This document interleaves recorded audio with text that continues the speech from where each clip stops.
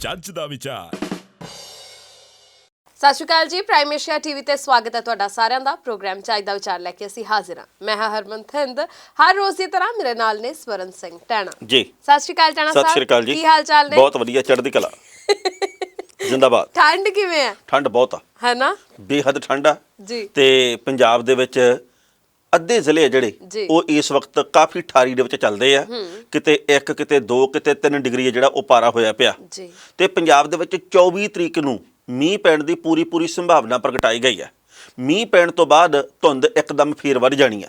ਸੋ ਪੰਜਾਬ ਦੇ ਵਿੱਚ, ਹਿਮਾਚਲ ਦੇ ਵਿੱਚ, ਸ਼੍ਰੀਨਗਰ ਦੇ ਵਿੱਚ ਹਰ ਪਾਸੇ ਜਿਹੜਾ ਇਸ ਵਕਤ ਠਾਰੀ ਦਾ ਕਹਿਰ ਆ ਤੇ ਪੰਜਾਬ ਮੈਦਾਨੀ ਖੇਤਰ ਹੋਣ ਦੇ ਬਾਵਜੂਦ ਜਿਸ ਤਰੀਕੇ ਨਾਲ ਝੰਜੋੜਿਆ ਪਿਆ ਪਾਲੇ ਕਰਕੇ, ਉਹਦੇ ਕਰਕੇ ਲੋਕ ਜਾਂ ਕਹਿ ਲਈਏ ਜਨ ਜੀਵਨ ਪ੍ਰਭਾਵਿਤ ਹੋਇਆ ਪਿਆ। ਮੈਂ ਅੱਜ ਅਖਬਾਰ 'ਚ ਵੇਖਿਆ ਬਹੁਤ ਸਾਰੇ ਬੂਟਿਆਂ ਦੀਆਂ ਤਸਵੀਰਾਂ ਸੀ ਜਿਨ੍ਹਾਂ ਦੇ ਉੱਪਰ ਤਰੇਲ ਜੰਮੀ ਪਈ ਹੈ। ਬਹੁਤ ਜ਼ਿਆਦਾ ਠੰਡ ਪੈਣ ਦਾ ਕਰਕੇ ਤਰੇਲ ਜਿਹੜੀ ਕਹਿੰਦੇ ਸਵੇਰੇ ਸਵੇਰੇ ਜਦੋਂ ਦੇਖੋ ਤਾਂ ਬੂਟਿਆਂ ਦੇ ਉੱਪਰ ਉਹ ਪਾਣੀ ਜੰਮਿਆ ਹੋਇਆ ਹੁੰਦਾ ਹੈ। ਸੋ ਪਾਲਾ ਵੱਧ ਰਿਹਾ ਦਿਨੋਂ ਦਿਨ ਤੇ ਇਸ ਲਈ ਆਪਣਾ ਖਿਆਲ ਰੱਖਣ ਦੀ ਤੇ ਇੱਕ ਬੇਨਤੀ ਕਰ ਦਈਏ ਹੋਰ, ਬਹੁਤ ਸਾਰੇ ਦਾਨੀ ਸੱਜਣ ਆ ਜਿਹੜੇ ਕਿ ਲੋਕਾਂ ਦੀ ਮਦਦ ਕਰਦੇ ਆ ਤੇ ਜਿਹੜੇ ਵੀ ਕਰਦੇ ਆ ਸੱਚੀ ਮੁੱਚੀ ਉਹਨਾਂ ਦਾ ਅਸੀਂ ਧੰਨਵਾਦ ਵੀ ਕਰਦੇ ਤੇ ਸਲਾਮ ਵੀ ਕਰਦੇ ਆ। ਪਰ ਇਸ ਵਕਤ ਫੁੱਟਪਾਥਾਂ ਦੇ ਉੱਤੇ ਬਹੁਤ ਸਾਰੇ ਲੋਕ ਸੁੱਤੇ ਪਏ ਹੁੰਦੇ ਆ। ਜੇਕਰ ਤੁਸੀਂ ਕਿਸੇ ਨੂੰ ਦਾਨ ਦੇਣਾ ਹੀ ਚਾਹੁੰਦੇ ਆ ਤਾਂ ਕੋਸ਼ਿਸ਼ ਕਰੋ ਆਪਣੇ ਹੱਥੀ ਜਾ ਕੇ ਉਹਨਾਂ ਦੇ ਉੱਤੇ ਕੰਬਲ ਦੇ ਕੇ ਆਓ। ਬਿਲਕੁਲ ਸਹੀ। ਕੋਸ਼ਿਸ਼ ਕਰੋ ਉਹਨਾਂ ਨੂੰ ਲੱਕੜਾਂ ਦੀ ਇੱਕ ਪੰਡ ਲੈ ਦਿਓ। ਕੋਸ਼ਿਸ਼ ਕਰੋ ਕਿ ਉਹਨਾਂ ਨੂੰ ਦਸਤਾਨੇ, ਉਹਨਾਂ ਨੂੰ ਜੁਰਾਬਾਂ, ਉਹਨਾਂ ਨੂੰ ਕੋਈ ਕੋਟੀ ਸਵੈਟਰ ਲੈ ਕੇ ਦਿਓ। ਲੋੜ ਇਸ ਵਕਤ ਇਸ ਗੱਲ ਦੀ ਆ ਕਿਉਂਕਿ ਅਸੀਂ ਕਈ ਵਾਰ ਵਿਖਾਵੇ ਦੇ ਚੱਕਰ 'ਚ ਪੈ ਜਾਂਦੇ ਆ। ਜਿਵੇਂ ਮੈਂ ਅੱਗੇ ਵੀ ਗੱਲ ਕਰਦਾ ਹੁੰਨਾ, 10 ਨਿਆਣਿਆਂ ਨੂੰ ਜੁਰਾਬਾਂ ਵੰਡਣੀਆਂ ਤੇ 20 ਪੱਤਰਕਾਰ ਨਾਲ ਲੈ ਕੇ ਜਾਂਦੇ ਆ। ਉਹਦੇ ਨਾਲੋਂ ਚੰਗਾ ਇਹ ਆ ਵੀ ਰਾਤ ਦੇ ਹਨੇਰੇ ਦੇ ਵਿੱਚ ਨਿਕਲੋ ਤੇ ਫੁੱਟਪਾਥਾਂ ਦੇ ਉੱਤੇ ਸੁੱਤੇ ਹੋਇਆਂ ਦੇ ਉੱਤੇ ਆਪਣੇ ਹੱਥੀ ਕੰਬਲ ਦੇ ਕੇ ਆਓ। ਤੁਹਾਨੂੰ ਚੰਗਾ ਲੱਗੂਗਾ। ਲੋੜ ਇਸ ਵਕਤ ਇਸ ਤਰ੍ਹਾਂ ਦੀ ਵੀ ਸੇਵਾ ਦੀ ਹੈ ਜੀ। ਤੇ ਹੁਣ ਆਪਾਂ ਚੱਜ ਦੇ ਵਿਚਾਰ ਦੀ ਸਾਂਝ। ਚੱਜ ਦਾ ਵਿਚਾਰ ਇਹ ਹਰਮਨ ਜੀ ਬੜਾ ਗੌਰ ਦੇ ਨਾਲ ਸਮਝਣ ਵਾਲਾ, ਹਰ ਕਿਸੇ ਦੀ ਜ਼ਿੰਦਗੀ ਦੇ ਵਿੱਚ ਇਹ ਲਾਗੂ ਹੋਣ ਵਾਲਾ। ਤੇ ਜੇਕਰ ਕੋਈ ਵੀ ਬੰਦਾ ਇਸ ਨੂੰ ਸਮਝੇ, ਇਹਦੀ ਭਾਵਨਾ ਨੂੰ ਸਮਝੇ, ਤਾਂ ਮੇਰਾ ਖਿਆਲ ਆ ਵੀ ਉਹਨੂੰ ਇਹ ਲੱਗੂਗਾ ਕਿ ਮੇਰੇ ਵਿੱਚ ਦੀ ਵੀ ਗੱਲ ਨਿਕਲਦੀ ਆ। ਜਦੋਂ ਦਿਲ ਦੇ ਵਿੱਚ ਸ਼ੱਕ ਪੈਦਾ ਹੋ ਜੇ ਜੀ, ਦਿਮਾਗ ਦੇ ਵਿੱਚ ਜ਼ਿੱਦ ਪੈਦਾ ਹੋ ਜੇ ਤੇ ਗੱਲਾਂ ਦੇ ਵਿੱਚ ਮੁਕਾਬਲੇਬਾਜ਼ੀ ਵੱਧ ਜੇ ਤਾਂ ਸਮਝ ਲਓ ਉਸ ਰਿਸ਼ਤੇ ਦਾ ਭੋਗ ਪੈਣ ਵਾਲਾ ਹੀ ਆ। ਵਾਹ। ਕਿਉਂਕਿ ਜਦੋਂ ਦਿਮਾਗ ਦੇ ਵਿੱਚ ਇਹ ਗੱਲ ਘਰ ਕਰ ਜਾਂਦੀ ਆ ਕਿ ਮੈਂ ਨਹੀਂ ਇਸ ਗੱਲ ਦੇ ਉੱਤੇ ਮੰਨਣਾ, ਇਹ ਤਾਂ ਮੇਰੀ ਅੜੀ ਆ, ਮੈਂ ਤਾਂ ਐਂ ਹੀ ਰਹਿਣਾ, ਤੇ ਜਦੋਂ ਗੱਲਾਂ ਦੇ ਵਿੱਚ ਮੁਕਾਬਲਾ ਵੱਧ ਜੇ ਤਾਂ ਸਮਝ ਲਓ ਤੁਸੀਂ ਹਾਰ ਗਏ।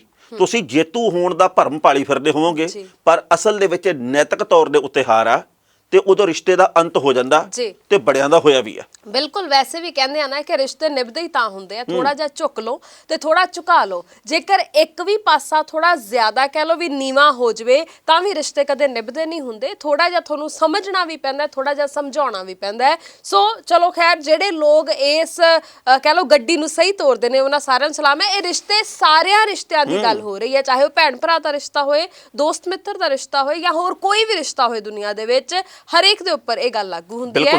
ਤੇ ਹੁਣ ਮੇਰੇ ਵਾਲੇ ਚਾਹੀਦੇ ਵਿਚਾਰ ਦੀ ਸਾਂਝ ਪਾਈਏ। ਕਹਿੰਦੇ ਕਿ ਜੇਕਰ ਤੁਹਾਡੇ ਚੰਗੇ ਕੰਮਾਂ ਦੇ ਉੱਪਰ ਕੋਈ ਸ਼ੱਕ ਕਰਦਾ ਤਾਂ ਕਰਨ ਦਿਓ। ਅੱਛਾ। ਜੇਕਰ ਤੁਹਾਡੇ ਚੰਗੇ ਕੰਮਾਂ ਤੇ ਕੋਈ ਸ਼ੱਕ ਕਰਦਾ ਤਾਂ ਕਰਨ ਦਿਓ, ਕਿਉਂਕਿ ਸ਼ੱਕ ਵੀ ਸੋਨੇ ਦੀ ਸ਼ੁੱਧਤਾ ਦੇ ਉੱਪਰ ਹੁੰਦਾ, ਕੋਲੇ ਦੀ ਕਾਲਖ ਤੇ ਨਹੀਂ। ਬਿਲਕੁਲ ਸਹੀ ਗੱਲ ਆ। ਕਦੇ ਕਿਸੇ ਨੇ ਕਿਹਾ ਵੀ ਇਹ ਕੋਲਾ ਸ਼ੁੱਧ ਨਹੀਂਗਾ, ਵੀ ਇਹ ਕੋਲਾ ਕਾਲਾ ਘੱਟ ਆ ਜਾਂ ਕਾਲਾ ਵੱਧ ਆ। ਕੋਲਾ ਤਾਂ ਫਿਰ ਕੋਲਾ ਹੀ ਆ, ਲਕੋਲਾ ਹੀ ਆ। ਸੋ ਇਸ ਕਰਕੇ ਸੋਨੇ ਦੀ, ਹੀਰੇ ਦੀ ਸ਼ੁੱਧਤਾ ਦੇ ਉੱਤੇ ਸ਼ੱਕ ਹੁੰਦਾ ਵੀ ਇਹਨੂੰ ਦੇਖੀਏ ਇਹ 22 ਕੈਰਟ ਦਾ, ਇਹ 24 ਦਾ, ਇਹ 18 ਦਾ, ਇਹ ਕਿੰਨੇ ਦਾ ਹੈਗਾ। ਸੋ ਇਸ ਕਰਕੇ ਉਹਦੀ ਸ਼ੁੱਧਤਾ ਦੇ ਉੱਤੇ ਹੀ ਸ਼ੱਕ ਦੇ ਭਾਵ ਪੈਦਾ ਹੁੰਦੇ ਆ। ਜਿਹਦੇ ਵਿੱਚ ਕੋਈ ਗੱਲ ਹੁੰਦੀ ਆ, ਜਿਹਦੇ ਚ ਗੱਲ ਹੀ ਨਾ ਕੋਈ ਹੋਵੇ ਉਹਨੂੰ ਤਾਂ ਬੁਲਾਉਂਦਾ ਨਹੀਂ ਕੋਈ। ਬਿਲਕੁਲ ਸਹੀ। ਜਿਹਦੇ ਚ ਗੱਲਬਾਤ ਆ ਉਹਦੇ ਉੱਤੇ ਕੋਈ ਨਾ ਕੋਈ ਟਿੱਪਣੀ ਹੁੰਦੀ ਆ ਤੇ ਹੁਣ ਦਿਓ। ਬਿਲਕੁਲ ਸਹੀ ਹੈ। ਤੁਸੀਂ ਬਸ ਆਪਣਾ ਇੱਕ ਜਿਹੜਾ ਕਹਿ ਲਓ ਟੀਚਾ ਮਿੱਥਿਆ ਹੋਇਆ ਹੈ ਕਿ ਮੈਂ ਇਸ ਟੀਚੇ ਤੱਕ ਪਹੁੰਚਣਾ ਹੈ, ਮੈਂ ਮਿਹਨਤ ਦੇ ਨਾਲ ਇਸ ਮੁਕਾਮ ਨੂੰ ਹਾਸਲ ਕਰਨਾ ਹੈ। ਬਸ ਸਾਰਾ ਕੁਝ ਪਿੱਛੇ ਛੱਡ ਕੇ, ਸਾਰਾ ਕੁਝ ਆਲੇ ਦੁਆਲੇ ਛੱਡ ਕੇ ਉਸ ਟੀਚੇ ਵੱਲ ਧਿਆਨ ਕੇਂਦਰਿਤ ਕਰੋ ਤੇ ਮਿਹਨਤ ਦੇ ਨਾਲ, ਇਮਾਨਦਾਰੀ ਦੇ ਨਾਲ ਉਸ ਮੁਕਾਮ ਨੂੰ ਹਾਸਲ ਕਰੋ। ਸੱਚੀ ਜਾਣਿਓ, ਜਦੋਂ ਉਸ ਮੁਕਾਮ ਨੂੰ ਹਾਸਲ ਕਰ ਲੈਂਦਾ ਇਨਸਾਨ ਤਾਂ ਓਨਾ ਸਵਾਦ, ਓਨਾ ਸਕੂਨ ਹੋਰ ਕਿਸੇ ਚੀਜ਼ 'ਚ ਨਹੀਂ ਹੈਗਾ। ਬਿਲਕੁਲ ਤੁਹਾਡੀ ਗੱਲ ਸਹੀ ਆ। ਜ਼ਿੰਦਗੀ ਦੇ ਵਿੱਚ ਉਹੀ ਲੋਕ ਕਾਮਯਾਬ ਹੁੰਦੇ ਆ ਜਿਹੜੇ ਸਿਰ ਸੁੱਟ ਕੇ ਕੰਮ ਕਰਦੇ ਰਹਿੰਦੇ ਆ। ਬਹੁਤ ਸਾਰੇ ਲੋਕਾਂ ਨੂੰ ਜ਼ਿੰਦਗੀ ਦੇ ਆਖਰੀ ਪੜਾਅ ਦੇ ਉੱਤੇ ਸਫਲਤਾ ਮਿਲੀ ਆ ਤੇ ਕਈਆਂ ਨੂੰ ਪੈਂਦੀ ਸੱਟੇ ਮਿਲ ਗਈ ਆ, ਪਰ ਜਿਨ੍ਹਾਂ ਨੂੰ ਪੈਂਦੀ ਸੱਟੇ ਮਿਲ ਗਈ ਆ ਉਹ ਹਿੱਲ ਗਏ, ਉਹਨਾਂ ਦੇ ਵਿੱਚੋਂ ਕਈ ਪੈਰ ਛੱਡ ਗਏ ਜੀ। ਕਿਉਂਕਿ ਇਹ ਜਿਹੜੀ ਸਫਲਤਾ ਨਾ ਇਹ ਘਿਸੜ ਕੇ ਹੌਲੀ ਹੌਲੀ ਘਿਸ ਕੇ ਮਿਲਣੀ ਚਾਹੀਦੀ ਹੈ। ਇੱਕਦਮ ਹੀ ਜੇਕਰ ਕਿਸੇ ਨੂੰ ਸ਼ੋਹਰਤ ਮਿਲ ਜੇ, ਇੱਕਦਮ ਹੀ ਕਿਸੇ ਨੂੰ ਰੁਪਈਏ ਮਿਲ ਜਾਣ ਤਾਂ ਫਿਰ ਬੰਦਾ ਨਾ ਭੁੱਲ ਜਾਂਦਾ ਸਾਰਾ ਕੁਝ। ਫਿਰ ਉਹ ਕਹਿੰਦਾ ਮੇਰੇ ਵਰਗਾ ਕੌਣ, ਤੇ ਹੁੰਦੇ ਉਹਦੇ ਵਰਗੇ ਸਾਰੇ ਹੀ ਆ। ਹਰਮਨ ਜੀ, ਜੋ ਪਿਛਲੇ 2 ਦਿਨਾਂ ਦੇ ਵਿੱਚ 2 ਥਾਵਾਂ ਦੇ ਉੱਤੇ ਬੇਅਦਬੀਆਂ ਦਾ ਮਾਮਲਾ ਸਾਹਮਣੇ ਆਇਆ ਜੀ, ਉਹਦੇ ਵਿੱਚ ਹਰ ਰੋਜ਼ ਨਵੀਂ ਜਾਣਕਾਰੀ, ਨਵਾਂ ਮੋੜ ਸਾਹਮਣੇ ਆ ਰਿਹਾ। ਬਹੁਤ ਸਾਰੇ ਸੱਜਣਾਂ ਨੇ, ਸਾਨੂੰ ਭੈਣਾਂ ਵੀਰਾਂ ਨੇ ਪ੍ਰੋਗਰਾਮ ਦੇ ਥੱਲੇ ਟਿੱਪਣੀਆਂ ਕਰਕੇ ਗੱਲ ਆਖੀ ਹੈ ਜੀ ਕਿ ਜੋ ਦਰਬਾਰ ਸਾਹਿਬ ਦੇ ਵਿੱਚ ਸਿਰ ਫਿਰਿਆ ਬੇਅਦਬੀ ਦੇ ਮਨਸ਼ੇ ਤਹਿਤ ਆਇਆ ਸੀਗਾ, ਉਹਦੇ ਫਿੰਗਰਪ੍ਰਿੰਟ ਤੋਂ ਪਤਾ ਲੱਗ ਜਾਣਾ ਵੀ ਉਹਦੇ ਆਧਾਰ ਕਾਰਡ ਤੋਂ ਪਤਾ ਲੱਗ ਜਾਣਾ ਐਡਰੈਸ ਕਿੱਥੋਂ ਦਾ। ਪਰ ਇਸ ਮਾਮਲੇ ਦੇ ਉੱਤੇ ਪੁਲਿਸ ਦੇ ਵੱਲੋਂ ਜਾਣਕਾਰੀ ਦਿੱਤੀ ਗਈ ਹੈ ਕਿ ਫੋਰੈਂਸਿਕ ਟੀਮ ਬੁਲਾਈ ਸੀ, ਉਹਦੇ ਫਿੰਗਰਪ੍ਰਿੰਟ ਲੈ ਗਏ ਆ, ਪਰ ਉਹਦੇ ਫਿੰਗਰਪ੍ਰਿੰਟ ਆਧਾਰ ਕਾਰਡ ਦੇ ਡਾਟਾਬੇਸ ਦੇ ਨਾਲ ਮੇਲ ਨਹੀਂ ਖਾਂਦੇ। ਇਸ ਕਰਕੇ ਬਿਲਕੁਲ ਨਹੀਂ ਪਤਾ ਲੱਗਿਆ ਕਿ ਉਹ ਕਿੱਥੋਂ ਦਾ, ਕਿਉਂ ਆਇਆ ਸੀ, ਕਿਹਨੇ ਭੇਜਿਆ, ਉਹਦੇ ਮਾਪਿਆਂ ਦਾ ਨਾਂ ਕੀ ਆ, ਉਹਦਾ ਪਤਾ ਟਿਕਾਣਾ ਕੀ ਆ, ਇਹਦੇ ਬਾਬਤ ਕੋਈ ਜਾਣਕਾਰੀ ਨਹੀਂ ਮਿਲੀ। ਪਰ ਬਿਹਾਰ ਦੇ ਪਟਨਾ ਖੇਤਰ ਦੀ ਇੱਕ ਔਰਤ ਨੇ ਇਹ ਗੱਲ ਕਹੀ ਸੀ ਅੰਮ੍ਰਿਤਸਰ ਪੁਲਿਸ ਨੂੰ ਫੋਨ ਕਰਕੇ ਵੀ ਇਹ ਸ਼ਾਇਦ ਮੇਰਾ ਭਰਾ, ਮੇਰਾ ਆਪਣੇ ਭਰਾ ਦੇ ਨਾਲ ਸੰਪਰਕ ਨਹੀਂ ਹੋ ਰਿਹਾ ਪਿਛਲੇ ਕਈ ਦਿਨਾਂ ਤੋਂ। ਫਿਰ ਜਦੋਂ ਪੁਲਿਸ ਨੇ ਉਹਨੂੰ ਫੋਟੋਆਂ ਦਿਖਾਈਆਂ ਤਾਂ ਉਸ ਔਰਤ ਨੇ ਕਿਹਾ ਕਿ ਨਹੀਂ, ਇਹ ਮੇਰਾ ਭਰਾ ਨਹੀਂ ਆ, ਯਾਨੀ ਕਿ ਇਹ ਗੱਲ ਇੱਥੇ ਖਤਮ ਹੋ ਗਈ। ਫਿਰ ਉਸ ਤੋਂ ਬਾਅਦ ਕਪੂਰਥਲਾ ਦੇ ਪਿੰਡ ਨਿਜ਼ਾਮਪੁਰ ਵਾਲੇ ਮਾਮਲੇ ਦੇ ਵਿੱਚ ਜਿਹੜਾ ਕਿ ਮੁੰਡਾ ਮਾਰਿਆ ਗਿਆ, ਜਿਹਨੂੰ ਉਹ ਬੇਅਦਬੀ ਕਰਨ ਦੀ ਕੋਸ਼ਿਸ਼ ਦੇ ਦੋਸ਼ ਲੱਗੇ ਜਿਹਦੇ ਉੱਤੇ, ਤੇ ਉਸ ਮੁੰਡੇ ਦੇ ਮੁਤਲਕ ਇਸ ਭੈਣ ਨੇ ਇਹ ਗੱਲ ਕਹੀ ਕਿ ਇਹ ਮੇਰਾ ਭਰਾ।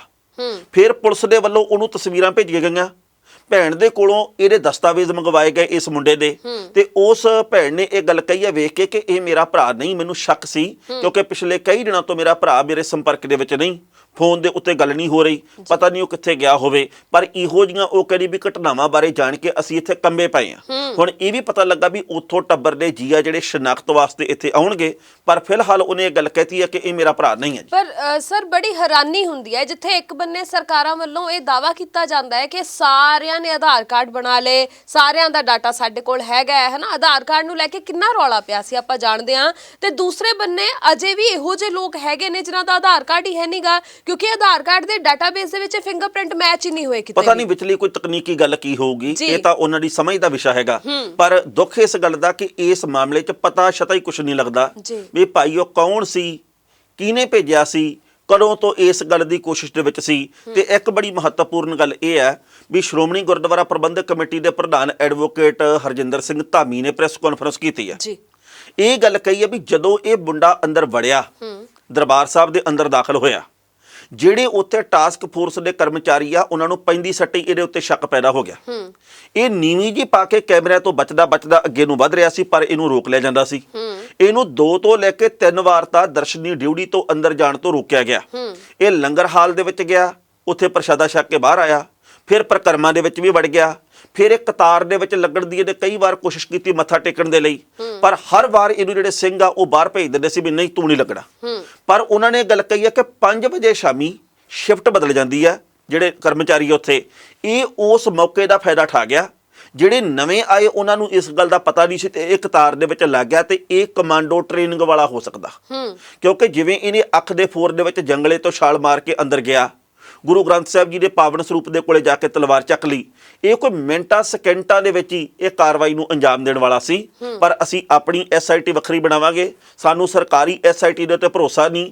ਸ਼੍ਰੋਮਣੀ ਕਮੇਟੀ ਆਪਣਾ ਇੱਕ ਇੰਟੈਲੀਜੈਂਸ ਵਿੰਗ ਆ ਜਿਹੜਾ ਤਿਆਰ ਕਰੂਗੀ। ਪਰ ਮਨ ਦੇ ਵਿੱਚ ਸਵਾਲ ਇਹ ਆਉਂਦਾ ਵੀ ਜਦੋਂ ਸੈਂਕੜਿਆਂ ਦੀ ਗਿਣਤੀ ਦੇ ਵਿੱਚ ਉੱਥੇ ਸਿੰਘ ਆ, ਟਾਸਕ ਫੋਰਸ ਦੇ ਕਰਮਚਾਰੀ ਆ, ਇਹ ਉਹਨਾਂ ਦੀ ਵੀ ਅਣਗਹਿਲੀ ਆ ਵੀ ਇੱਕ ਸ਼ੱਕੀ ਬੰਦਾ ਜਿਹੜਾ ਉਹਨੂੰ ਫੜ ਕੇ ਉਹਦੇ ਕੋਲੋਂ ਪੁੱਛਗਿੱਛ ਕਿਉਂ ਨਹੀਂ ਕੀਤੀ ਗਈ। ਅਸੀਂ ਫੜ ਕੇ ਬਾਹ ਪਛਾਣ ਨੂੰ ਤਾਂ ਧੱਕ ਦਿੰਨੇ ਆ ਵੀ ਤੂੰ ਇੱਧਰ ਜਾ, ਤੈਨੂੰ ਮੱਥਾ ਨਹੀਂ ਟੇਕਣ ਦੇਣਾ ਜਾਂ ਤੈਨੂੰ ਕਤਾਰ ਦੇ ਵਿੱਚ ਨਹੀਂ ਲੱਗਣ ਦੇਣਾ। ਜੇ ਤੁਹਾਨੂੰ ਇਉਂ ਲੱਗਦਾ ਉਹਦੀ ਕੱਲੀ ਗਤੀਵਿਧੀ ਸ਼ੱਕੀ ਸੀ ਤਾਂ ਫਿਰ ਤੁਸੀਂ ਉਹਨੂੰ ਰੋਕਦੇ, ਉਹਨੂੰ ਪੁੱਛਦੇ ਭਾਈ ਤੂੰ ਕਿੱਥੋਂ ਆਇਆ, ਤੇਰਾ ਮਕਸਦ ਕੀ ਆ, ਤੇਰਾ ਪਤਾ ਟਿਕਾਣਾ ਕੀ ਆ, ਉਹਦੇ ਕੋਲ ਪੁੱਛ ਪੜਤਾਲ ਹੋਣੀ ਚਾਹੀਦੀ ਸੀ। ਸਭ ਤੋਂ ਜ਼ਿਆਦਾ ਕਹਿ ਲੋ ਵੀ ਸਵਾਲ ਹੀ ਵੱਡਾ ਇਹ ਹੈ ਟਾਣਾ ਸਾਹਿਬ ਕਿ ਜਦੋਂ ਉਹ ਕਹਿ ਰਹੇ ਨੇ ਕਿ ਉਹਦੇ ਉੱਪਰ ਸ਼ੱਕ ਸੀ, ਉਹ ਅੱਖ ਬਚਾ ਕੇ ਕੈਮਰੇ ਤੋਂ ਤੇ ਅੱਗੇ ਵਧਣ ਦੀ ਕੋਸ਼ਿਸ਼ ਕਰ ਰਿਹਾ ਸੀ, ਉਦੋਂ ਹੀ ਉਹਨੂੰ ਫੜ ਕੇ ਸ਼੍ਰੋਮਣੀ ਕਮੇਟੀ ਦੇ ਦਫ਼ਤਰ ਦੇ ਵਿੱਚ ਕਿਉਂ ਨਹੀਂ ਲੈ ਕੇ ਗਏ? ਕਿਉਂ ਨਹੀਂ ਉਹਨੂੰ ਪੁੱਛਿਆ ਵੀ ਤੇਰੇ ਦਸਤਾਵੇਜ਼ ਕੀ ਨੇ, ਤੂੰ ਕਿੱਥੋਂ ਆਇਆ, ਕੀ ਤੇਰਾ ਪਛਾਣ ਪੱਤਰ ਹੈ, ਤੂੰ ਕੌਣ ਹੈ? ਉਦੋਂ ਹੀ ਉਹਨੂੰ ਫੜ ਕੇ ਜੇਕਰ ਬਾਹਰ ਲੈ ਆਂਦਾ ਜਾਂਦਾ ਤਾਂ ਸ਼ਾਇਦ ਇੰਨਾ ਕੁਝ ਹੋਣਾ ਹੀ ਨਹੀਂ ਸੀ। ਹੁਣ ਜਦੋਂ ਉਹ ਹੈ ਨਹੀਂ ਤੇ ਉਸ ਤੋਂ ਬਾਅਦ ਜੋ ਮਰਜ਼ੀ ਅੰਦਾਜ਼ੇ ਲੱਗੇ, ਇਹ ਕਮਾਂਡੋ ਟ੍ਰੇਨਿੰਗ ਵਾਲਾ ਸੀ, ਇਹ ਕਿਸੇ ਨੇ ਭੇਜਿਆ ਸੀ, ਇਹਦੇ ਪਿੱਛੇ ਕਹਾਣੀ ਕੀ ਸੀ। ਪਰ ਜੇਕਰ ਵੇਲਾ ਰਹਿੰਦਿਆ ਸ਼੍ਰੋਮਣੀ ਕਮੇਟੀ ਦੇ ਟਾਸਕ ਫੋਰਸ ਦੇ ਵੱਲੋਂ ਵੱਡੀ ਕਾਰਵਾਈ ਕੀਤੀ ਗਈ ਹੁੰਦੀ, ਬਿਲਕੁਲ ਪੂਰੀ ਸੂਝ-ਬੂਝ ਦੇ ਨਾਲ ਉਹਦੇ ਕੋਲੋਂ ਪੁੱਛ ਪੜਤਾਲ ਕੀਤੀ ਗਈ ਹੁੰਦੀ, ਉਹਨੂੰ ਕਿਹਾ ਹੁੰਦਾ ਵੀ ਭਾਈ ਤੇਰੇ ਕੋਲੇ ਆਪਦਾ ਕੋਈ ਪਛਾਣ ਪੱਤਰ ਹੈਗਾ, ਤੂੰ ਹੈ ਕੌਣ, ਤੇਰੇ ਬਾਰੇ ਜਾਣਕਾਰੀ ਕੋਈ ਹੋਵੇ ਸਾਡੇ ਕੋਲ, ਪਰ ਕਿਸੇ ਨੇ ਕੋਈ ਕਾਰਵਾਈ ਨਹੀਂ ਕੀਤੀ। ਹੁਣ ਤਾਂ ਸਾਡੇ ਕੋਲੇ ਇੱਕ ਸ਼ਿਫਟ ਬਦਲਣ ਦਾ ਬਹਾਨਾ, ਵੀ ਸ਼ਿਫਟ ਬਦਲੀ, ਉਹ ਅੱਗੇ ਚਲਾ ਗਿਆ, ਉਹ ਛਾਲ ਮਾਰ ਕੇ ਪਰਲੇ ਪਾਰ ਚਲਾ ਗਿਆ। ਹੁਣ ਇਸ ਮਾਮਲੇ ਤੋਂ ਅੱਗੇ ਨਾ ਕੁਝ ਹੋ ਜੇ, ਸਾਨੂੰ ਇਹਦੇ ਲਈ ਚੁਕੰਨੇ ਰਹਿਣਾ ਚਾਹੀਦਾ। ਬਿਲਕੁਲ ਸਹੀ। ਹਰਮਨ ਜੀ, ਜੋ ਦਰਬਾਰ ਸਾਹਿਬ ਦੇ ਵਿੱਚ ਹੋਇਆ ਵਾਪਰਿਆ ਜੀ, ਉਹਦੇ ਵਿੱਚ ਗ੍ਰੰਥੀ ਸਿੰਘ ਜਿਹੜੇ ਕਿ ਉਸ ਵਕਤ ਪਾਠ ਕਰ ਰਹੇ ਸੀ, ਉਹਨਾਂ ਦੀ ਬਹੁਤ ਵੱਡੇ ਪੱਧਰ ਤੇ ਸਿਫਤ ਹੋ ਰਹੀ ਹੈ। ਬਿਲਕੁਲ ਸਹੀ ਹੈ। ਦੇਖੋ, ਜਦੋਂ ਉੱਥੇ ਲੱਖਾਂ ਦੀ ਗਿਣਤੀ ਦੇ ਵਿੱਚ ਸੰਗਤ ਹੋਵੇ, ਜਦੋਂ ਤੁਸੀਂ ਇਕਾਗਰਤਾ ਦੇ ਨਾਲ ਪਾਠ ਕਰ ਰਹੇ ਹੋਵੋ, ਲਾਈਵ ਹਰ ਕੋਈ ਦੇਖ ਰਿਹਾ ਹੋਵੇ, ਸਭ ਦੀ ਨਜ਼ਰ ਤੁਹਾਡੇ ਉੱਤੇ ਟਿਕੀ ਹੋਵੇ, ਜਾਂ ਚਲੋ ਨਾ ਵੀ ਕੋਈ ਵੇਂਦਾ ਹੋਵੇ, ਬੰਦਾ ਆਪਦੇ ਆਪ ਨੂੰ ਤਾਂ ਜਵਾਬਦੇਹ ਹੁੰਦਾ ਹੀ ਆ ਕਿ ਜਦੋਂ ਮੈਂ ਪਾਠ ਕਰ ਰਿਹਾ ਤੇ ਫਿਰ ਮੈਂ ਪੂਰੀ ਇਕਾਗਰਤਾ ਨਾਲ ਕਰਨਾ। ਪਰ ਜਦੋਂ ਬੰਦਾ ਅਚਾਨਕ ਛਾਲ ਮਾਰ ਕੇ ਅੰਦਰ ਆ ਜਾਏ ਤੇ ਤਲਵਾਰ ਚੱਕ ਲਵੇ, ਤੇ ਫਿਰ ਵੀ ਲੜੀ ਨਾ ਟੁੱਟਣ ਦਿੱਤੀ ਜਾਵੇ, ਇਕਾਗਰਤਾ ਬਿਲਕੁਲ ਭੰਗ ਨਾ ਹੋਵੇ, ਪੂਰੇ ਠਰਮੇ ਨਾਲ, ਪੂਰੀ ਸਮਝਦਾਰੀ ਦੇ ਨਾਲ ਆਪਣੇ ਪਾਠ ਦੇ ਵਿੱਚ ਉਵੇਂ ਹੀ ਲੀਨ ਰਿਹਾ ਜਾਵੇ। ਇਸ ਕਰਕੇ ਗ੍ਰੰਥੀ ਸਿੰਘ ਦੀ ਬਹੁਤ ਵੱਡੀ ਸਿਫਤ ਹੋ ਰਹੀ ਹੈ। ਤੇ ਗ੍ਰੰਥੀ ਸਿੰਘ ਨੇ ਗੱਲ ਕਹੀ ਹੈ ਕਿ ਪ੍ਰਮਾਤਮਾ ਦੀ ਕਿਰਪਾ ਸਦਕਾ ਹੀ ਇਹ ਸਾਰਾ ਕੁਝ ਹੋਇਆ, ਮੈਂ ਕੁਝ ਵੱਖਰਾ ਨਹੀਂ ਕੀਤਾ, ਇਹ ਮੇਰਾ ਫਰਜ਼ ਬਣਦਾ ਸੀ ਕਿ ਮੈਂ ਇਕਾਗਰਤਾ ਭੰਗ ਨਾ ਹੋਣ ਦਿੰਦਾ, ਮੈਂ ਵੀ ਉੱਠ ਕੇ ਖੜਾ ਹੋ ਜਾਂਦਾ ਜਾਂ ਮੈਂ ਵੀ ਘਬਰਾ ਜਾਂਦਾ, ਉਹਦੇ ਨਾਲ ਵੀ ਚੰਗਾ ਨਹੀਂ ਸੀ ਲੱਗਣਾ। ਤੇ ਇਹ ਪ੍ਰਮਾਤਮਾ ਨੇ ਕੋਈ ਤਾਕਤ ਦਿੱਤੀ ਜਿਹਦੇ ਕਰਕੇ ਮੈਂ ਇਕਾਗਰਤਾ ਆਪਣੀ ਬਣਾਈ ਰੱਖੀ ਆ। ਟਾਣਾ ਸਾਹਿਬ, ਆਪਾਂ ਆਪਣੇ ਤੇ ਹੀ ਲੈ ਕੇ ਵੇਖੀਏ, ਜਦੋਂ ਘਰ ਦੇ ਵਿੱਚ ਆਮ ਆਪਾਂ ਪਾਠ ਕਰਦੇ ਆ ਤਾਂ ਉਸ ਵੇਲੇ ਜੇਕਰ ਕੁਝ ਵੀ ਕਹਿ ਲਓ, ਕਈ ਵਾਰ ਆਪਾਂ ਪੰਕਤੀ ਭੁੱਲ ਜਾਂਦੇ ਆ, ਹਨਾ, ਇਕਾਗਰਤਾ ਜਿਹੜੀ ਆ ਉਨੀ ਨਹੀਂ ਬਣ ਪਾਉਂਦੀ, ਸਾਨੂੰ ਨਹੀਂ ਪਤਾ ਲੱਗਦਾ ਸੀ ਕਿੱਥੇ ਸੀ। ਸੋ ਵਾਕਈ ਬਹੁਤ ਵੱਡੀ ਚੀਜ਼ ਹੈ ਕਿ ਸਿੰਘ ਸਾਹਿਬ ਨੇ ਪੂਰੀ ਤਰ੍ਹਾਂ ਦੇ ਨਾਲ ਇਕਾਗਰਤਾ ਦੇ ਨਾਲ ਪਾਠ ਕੀਤਾ। ਔਰ ਤੁਸੀਂ ਇਹ ਵੇਖੋ, ਇੱਕਦਮ ਸਾਹਮਣੇ ਇੰਨਾ ਕੁਝ ਵਾਪਰ ਜਾਵੇ, ਹਫੜਾ ਦਫੜੀ ਮਚ ਗਈ ਸੀ ਜੀ, ਹਨਾ, ਤੇ ਬੰਦੇ ਨੂੰ ਕਈ ਵਾਰ ਨਹੀਂ ਸਮਝ ਲੱਗਦੀ ਵੀ ਹੁਣ ਕੀ ਰਿਐਕਟ ਕੀਤਾ ਜਾਏ, ਜਾਂ ਇੱਕਦਮ ਬੰਦਾ ਹੋ ਸਕਦਾ ਹੈ ਕਿ ਬਾਣੀ ਭੁੱਲ ਵੀ ਸਕਦੇ ਸੀ ਉਹ, ਜਾਂ ਕੁਝ ਵੀ ਹੋ ਸਕਦਾ ਸੀ, ਪਰ ਉਹ ਇਕਾਗਰਤਾ ਦੇ ਨਾਲ ਪਾਠ ਕਰਦੇ ਰਹੇ। ਵਾਕਈ ਬਹੁਤ ਵੱਡੀ ਚੀਜ਼ ਹੈ। ਤੇ ਅਗਲੀ ਜਾਣਕਾਰੀ ਇਹ ਹੈ ਕਿ ਇੱਕ ਵੀਡੀਓ ਸਾਹਮਣੇ ਆਈ ਜਿਹੜੀ ਕਿ ਕਪੂਰਥਲੇ ਨਾਲ ਹੀ ਸੰਬੰਧਿਤ ਹੈ ਜੀ। ਉਹ ਜਿਹੜਾ ਮੁੰਡਾ ਜਿਹੜਾ ਕਿ ਬੇਅਦਬੀ ਦਾ ਦੋਸ਼ੀ ਆ, ਜਿਹੜਾ ਕਿ ਸ਼ੱਕ ਪ੍ਰਗਟਾਇਆ ਜਾ ਰਿਹਾ ਵੀ ਉਹ ਬੇਅਦਬੀ ਕਰਨ ਆਇਆ ਸੀ, ਉਹਦੀ ਇੱਕ ਦਿਨ ਪਹਿਲਾਂ ਦੀ ਜਾਂ ਕੁਝ ਘੰਟੇ ਪਹਿਲਾਂ ਦੀ ਵੀਡੀਓ ਵਾਇਰਲ ਹੋ ਰਹੀ ਆ। ਹਾਂਜੀ। ਉਹਦੇ ਵਿੱਚ ਉਹਨੇ ਜਿਸ ਤਰੀਕੇ ਨਾਲ ਲਾਲ ਰੰਗ ਦੀ ਕਮੀਜ਼ ਪਾਈ ਆ, ਧਾਰੀਦਾਰ ਪਜਾਮਾ ਪਾਇਆ, ਉਹਦੇ ਪੈਰ ਦੇ ਵਿੱਚ ਪੰਜੇਬ ਆ, ਬਿਲਕੁਲ ਉਹ ਉਸੇ ਤਰੀਕੇ ਦਾ ਹੀ ਆ ਜਿਹੜੇ ਤਰੀਕੇ ਦਾ ਮੁੰਡਾ ਫੜਿਆ ਗਿਆ ਜੀ। ਬਿਲਕੁਲ ਉਹਨਾਂ ਦੇ ਜਿਹੜੇ ਕੱਪੜੇ ਆ ਉਹ ਵੀ ਮੇਲ ਖਾਂਦੇ ਆ। ਪੁਲਿਸ ਅਧਿਕਾਰੀ ਵੀ ਇਹ ਗੱਲ ਕਹਿੰਦੇ ਕਿ ਇਹ ਉਹੀ ਮੁੰਡਾ। ਉਹਦੇ ਤੋਂ ਇਹੀ ਪ੍ਰਤੀਤ ਹੁੰਦਾ ਕਿ ਇਹ ਮੰਦਬੁੱਧੀ ਸੀ ਜੀ, ਕਿਉਂਕਿ ਜਦੋਂ ਉਹ ਜਾ ਰਿਹਾ ਤਾਂ ਰਾਹ ਦੇ ਵਿੱਚ ਇੱਕ ਉਹਨੂੰ ਕੁੜੀ ਰੋਕ ਕੇ ਵੀਡੀਓ ਬਣਾਉਂਦੀ ਆ। ਉਹ ਕਹਿੰਦੀ ਆਪ ਕ੍ਰਿਸ਼ਨਾ ਬਣੇ ਹੋ ਨਾ, ਉਹ ਕੋਈ ਉੱਤਰ ਨਹੀਂ ਦਿੰਦਾ। ਹਾਂਜੀ। ਉਹ ਕਹਿੰਦੀ ਆਪ ਕ੍ਰਿਸ਼ਨਾ ਬਣੇ ਹੋ ਤਾਂ ਕੋਈ ਨਾ ਕੋਈ ਬਾਤ ਕਰਕੇ ਦਿਖਾਓ, ਕੁਛ ਕਰਕੇ ਦਿਖਾਓ। ਤੇ ਅੱਗੋਂ ਉਹ ਸਿਰ ਹਿਲਾ ਕੇ ਤੁਰ ਜਾਂਦਾ। ਜਿਸ ਤਰੀਕੇ ਦੇ ਨਾਲ ਉਹਦੀ ਵੇਸ਼ਭੂਸ਼ਾ ਸੀ, ਜਿਵੇਂ ਉਹਦੇ ਲੀੜੇ ਲੱਤੇ ਪਾਏ ਹੋਏ ਆ, ਉਹਦੇ ਤੋਂ ਇਸ ਗੱਲ ਦੀ ਵੱਧ ਉਮੀਦ ਹੋ ਜਾਂਦੀ ਆ ਕਿ ਸ਼ਾਇਦ ਉਹ ਮੰਦਬੁੱਧੀ ਸੀ। ਇਹ ਪੁਲਿਸ ਅਧਿਕਾਰੀਆਂ ਦਾ ਕਹਿਣਾ ਹੈ। ਦੇਖੋ, ਗੱਲ ਇਹ ਹੈ ਟਾਣਾ ਸਾਹਿਬ ਕਿ ਹਰ ਇੱਕ ਪਹਿਲੂ ਤੋਂ ਜਾਂਚ ਹੋਣੀ ਚਾਹੀਦੀ ਹੈ, ਹਰ ਇੱਕ ਪਾਸੇ ਤੋਂ ਤਫਤੀਸ਼ ਹੋਣੀ ਚਾਹੀਦੀ ਹੈ। ਆਪਾਂ ਕਿਸੇ ਵੀ ਇੱਕ ਪੱਖ ਨੂੰ ਹਾਲੇ ਮਜ਼ਬੂਤ ਨਹੀਂ ਕਹਿ ਸਕਦੇ, ਹਨਾ, ਕਿਉਂਕਿ ਜੋ ਕੁਝ ਵੀ ਵਾਪਰਿਆ ਇਹ ਬਹੁਤ ਵੱਡੀ ਗੱਲ ਹੈ, ਇਹ ਕੋਈ ਛੋਟੀ ਮੋਟੀ ਗੱਲ ਨਹੀਂ। ਸੋ ਇਸ ਲਈ ਪੂਰੀ ਗੰਭੀਰਤਾ ਦੇ ਨਾਲ, ਡੂੰਘਾਈ ਦੇ ਨਾਲ ਇਸ ਮਾਮਲੇ ਦੀ ਜਾਂਚ ਹੋਣੀ ਚਾਹੀਦੀ ਹੈ, ਤਾਂ ਜੋ ਅਸਲ ਦੋਸ਼ੀ ਨੇ, ਜਿਨ੍ਹਾਂ ਦਾ ਕਰਕੇ ਸਾਰਾ ਕੁਝ ਹੋਇਆ ਜਾਂ ਕਿਉਂ ਹੋਇਆ, ਕੀ ਮਨਸ਼ਾ ਸੀ, ਇਹ ਸਾਰੀਆਂ ਗੱਲਾਂ ਸਾਹਮਣੇ ਆ ਸਕਣ। ਦੇਖੋ, ਰਾਜਨੀਤੀ ਇਸ ਮਾਮਲੇ ਦੇ ਉੱਤੇ ਸਿਖਰ ਦੇ ਉੱਤੇ ਆ। ਹਾਂਜੀ। ਹਾਲੇ ਚੋਣਾਂ ਦੇ ਵਿੱਚ ਪਏ ਆ ਕਈ ਹਫ਼ਤੇ ਜਾਂ ਕਹਿ ਦਈਏ ਕੁਝ ਮਹੀਨੇ। ਬਹੁਤ ਕੁਝ ਪੰਜਾਬ ਦੇ ਵਿੱਚ ਹੋ ਸਕਦਾ, ਇਸ ਕਰਕੇ ਬਚੋ ਬਚੋ ਬਚੋ। ਬਿਲਕੁਲ। ਅਗਲੀ ਗੱਲ ਇਹ ਹੈਗੀ ਆ ਵੀ ਰਾਜਨੀਤਿਕ ਲੋਕਾਂ ਦੇ ਵਖਰੇਵੇਂ ਕਿਵੇਂ ਆ। ਇੱਕ ਰੈਲੀ ਦੇ ਵਿੱਚ ਨਵਜੋਤ ਸਿੰਘ ਸਿੱਧੂ ਜਾਂਦੇ ਆ, ਉਹ ਕਹਿੰਦੇ ਵੀ ਗੁਰੂ ਮਹਾਰਾਜ ਦੀ ਬੇਅਦਬੀ ਕਰਨ ਵਾਲਿਆਂ ਨੂੰ ਚੌਂਕ 'ਚ ਖੜ ਕੇ ਫਾਹਾ ਦੇਣਾ ਚਾਹੀਦਾ। ਸੁਨੀਲ ਜਾਖੜ ਉਸੇ ਪਾਰਟੀ ਦੇ ਸਾਬਕਾ ਪ੍ਰਧਾਨ ਆ, ਉਹ ਇਹ ਗੱਲ ਕਹਿੰਦੇ ਵੀ ਇਸ ਬੰਦੇ ਨੂੰ ਫੜ ਕੇ ਇਹਦੇ ਕੋਲ ਪੁੱਛਗਿੱਛ ਕਰਨੀ ਚਾਹੀਦੀ ਸੀ। ਕੋਈ ਇਸ ਮੁਤਲਕ ਕੋਈ ਵਿਚਾਰ ਦਿੰਦਾ, ਕੋਈ ਆਪਣੇ ਕੋਈ ਵਿਚਾਰ ਰੱਖ ਰਿਹਾ, ਪਰ ਰਾਜਨੀਤੀ ਸਿਖਰ ਦੇ ਉੱਤੇ ਆ। ਇਸ ਮਾਮਲੇ ਤੇ ਰਾਜਨੀਤੀ ਬਹੁਤ ਹੋ ਗਈ। 15 ਤੋਂ ਲੈ ਕੇ ਅੱਜ ਤੱਕ ਰਾਜਨੀਤੀ ਹੀ ਚੱਲਦੀ ਆ। ਹੁਣ ਇਸ ਮਸਲੇ ਦੇ ਹੱਲ ਵੱਲ ਵੀ ਵਧੀਏ। ਇਸ ਮਸਲੇ ਦੇ ਉੱਤੇ ਸਿਰਫ ਗੋਂਗਲੂਆਂ ਤੋਂ ਮਿੱਟੀ ਨਾ ਝਾੜੀ ਜਾਵੇ। ਬਿਲਕੁਲ ਸਹੀ। ਹਰਮਨ ਜੀ, ਕਾਂਗਰਸ ਦੇ ਵਿੱਚ ਵੇਲੇ ਤੋਂ ਪਹਿਲਾਂ ਕਲੇਸ਼ ਪੈ ਗਿਆ ਜੀ, ਤੇ ਕਲੇਸ਼ ਵੀ ਐਸਾ ਪਿਆ ਵੀ ਬੰਦਾ ਹੈਰਾਨ ਵੀ ਹੁੰਦਾ। ਤੇ ਸਾਨੂੰ ਇਹ ਗੱਲ ਕਹਿੰਦੇ ਸਾਡੇ ਰਾਜਨੀਤਿਕ ਨੇਤਾ ਵੀ ਭਾਈ ਏਕੇ ਦੇ ਵਿੱਚ ਰਹੋ, ਅਸੀਂ ਪੰਜਾਬ ਨੂੰ ਏਕੇ ਦੀ ਤੰਦ ਦੇ ਵਿੱਚ ਬੱਝਿਆ ਰੱਖਣਾ ਚਾਹੁੰਦੇ ਆ। ਪੰਜਾਬ ਏਕੇ ਦੇ ਵਿੱਚ ਹੀ ਰਵੇ, ਅਸੀਂ ਚਾਹੁੰਦੇ ਏਕਤਾ ਬਰਕਰਾਰ ਰਵੇ। ਤੇ ਆਪ ਜਿੱਥੇ ਚਾਰ ਬੰਦੇ ਬੈਠਦੇ ਕੁਕੜਾ ਗੁੰਡਾ ਪੈਂਦੇ ਆ। ਸੋ ਇਸ ਕਰਕੇ ਹੈਰਾਨੀ ਹੁੰਦੀ ਆ ਜੀ। ਨਵਜੋਤ ਸਿੰਘ ਸਿੱਧੂ ਦੀ ਤੇ ਰਾਣਾ ਗੁਰਜੀਤ ਸਿੰਘ ਦੀ ਜੰਗ ਚੱਲ ਪਈ। ਰਾਣਾ ਗੁਰਜੀਤ ਦੇ ਖਿਲਾਫ ਤੇ ਸਿੱਧੂ ਦੇ ਹੱਕ ਦੇ ਵਿੱਚ ਸੁਖਪਾਲ ਸਿੰਘ ਖਹਿਰਾ ਆ ਗਏ। ਉਧਰੋਂ ਰਾਣਾ ਗੁਰਜੀਤ ਸਿੰਘ ਦੇ ਖਿਲਾਫ ਨਵਤੇਜ ਸਿੰਘ ਚੀਮਾ ਨੇ ਮੋਰਚਾ ਖੋਲ੍ਹਿਆ। ਸੋ ਲਗਾਤਾਰ ਇਉਂ ਲੱਗਦਾ ਵੀ ਉੱਤੋਂ ਦਿੱਤੀ ਕੁਝ ਨਾ ਕੁਝ ਕਰੀ ਜਾਣਗੇ। ਤੇ ਹੁਣ ਸਿੱਧੂ ਤੇ ਭਗਵੰਤ ਮਾਨ ਦੀ ਆਪਸ 'ਚ ਸ਼ਬਦਕ ਜੰਗ ਚੱਲ ਪਈ ਹੈ। ਸਿੱਧੂ ਹੋਰਾਂ ਨੇ ਇਹ ਗੱਲ ਕਹੀ ਸੀ ਵੀ ਕੇਜਰੀਵਾਲ ਮੇਰੇ ਨਾਲ ਬਹਿਸ ਕਰਨ ਦਾ ਮੌਕਾ ਦੇਵੇ। ਜੋ ਬਾਦਲਾਂ ਦੀਆਂ ਬੱਸਾਂ ਜਾਂਦੀਆਂ, ਆਪਾਂ ਕੱਲ ਵੀ ਗੱਲ ਕੀਤੀ ਸੀ ਬਈ ਵੱਖ-ਵੱਖ ਥਾਵਾਂ ਦੇ ਉੱਤੇ ਏਅਰਪੋਰਟ ਦੇ ਉੱਤੇ ਜਾਂਦੀਆਂ ਮੁਨਾਫੇ ਦੇ ਲਈ, ਜੋ ਨਸ਼ਾ ਮਾਫੀਆ ਜਾਂ ਕੁਝ ਹੋਰ ਮਸਲਿਆਂ ਦੇ ਉੱਤੇ। ਪਰ ਕੇਜਰੀਵਾਲ ਨੇ ਇਹ ਗੱਲ ਕਹੀ ਕਿ ਸਾਡੇ ਵੱਲੋਂ ਭਗਵੰਤ ਮਾਨ ਆਊਗਾ। ਤੁਸੀਂ ਪਾਰਟੀ ਦੇ ਪ੍ਰਧਾਨ ਕਾਂਗਰਸ ਵੱਲੋਂ, ਭਗਵੰਤ ਮਾਨ ਆਮ ਆਦਮੀ ਪਾਰਟੀ ਦੇ ਵੱਲੋਂ ਪ੍ਰਧਾਨ ਨਾਲ ਪ੍ਰਧਾਨ ਭਿੜੂਗਾ ਸ਼ਬਦਕ ਤੌਰ ਤੇ। ਪਰ ਸਿੱਧੂ ਨੇ ਦੋ ਟੁਕ ਜਵਾਬ ਦਿੱਤਾ, ਕਹਿੰਦੇ ਨਾ ਮੈਂ ਭਗਵੰਤ ਮਾਨ ਨਾਲ ਕਿਉਂ, ਮੈਂ ਤਾਂ ਗੱਲ ਕਰੂੰਗਾ ਕੇਜਰੀਵਾਲ ਨਾਲ, ਮੁੱਖ ਮੰਤਰੀ ਉਹ ਆ। ਤੇ ਜੇ ਅਗੋ ਕੇਜਰੀਵਾਲ ਕਹਿ ਦੇਵੇ ਫਿਰ ਇਧਰੋਂ ਚੰਨੀ ਆਵੇ, ਬਿਲਕੁਲ ਸਹੀ ਹੈ। ਫਿਰ ਚਰਨਜੀਤ ਸਿੰਘ ਚੰਨੀ ਤੇ ਮੈਂ ਜੀ, ਤੇ ਨਵਜੋਤ ਸਿੱਧੂ ਤੇ ਭਗਵੰਤ ਮਾਨ, ਤੇ ਫਿਰ ਸਿਹਤ ਮੰਤਰੀ ਨਾਲ ਸਿਹਤ ਮੰਤਰੀ, ਤੇ ਖੇਡ ਮੰਤਰੀ ਨਾਲ ਖੇਡ ਮੰਤਰੀ, ਤੇ ਫਿਰ ਇਸ ਤਰੀਕੇ ਦੀ ਬਹਿਸ ਹੋਊਗੀ। ਸੋ ਇਸ ਮਾਮਲੇ ਦੇ ਉੱਤੇ ਭਗਵੰਤ ਮਾਨ ਨੇ ਕਿਹਾ, ਉਹ ਕਹਿੰਦੇ ਵੀ ਸਿੱਧੂ ਡਰਦਾ ਕਾਹਤੋਂ ਆ, ਸਿੱਧੂ ਭੱਜਦਾ ਕਾਹਤੋਂ ਆ, ਸਿੱਧੂ ਵਕਤ ਕੱਢੇ ਨਾ, ਮੈਂ ਤਾਂ ਚਾਹੁੰਦਾ ਬਹਿਸ ਹੋਵੇ।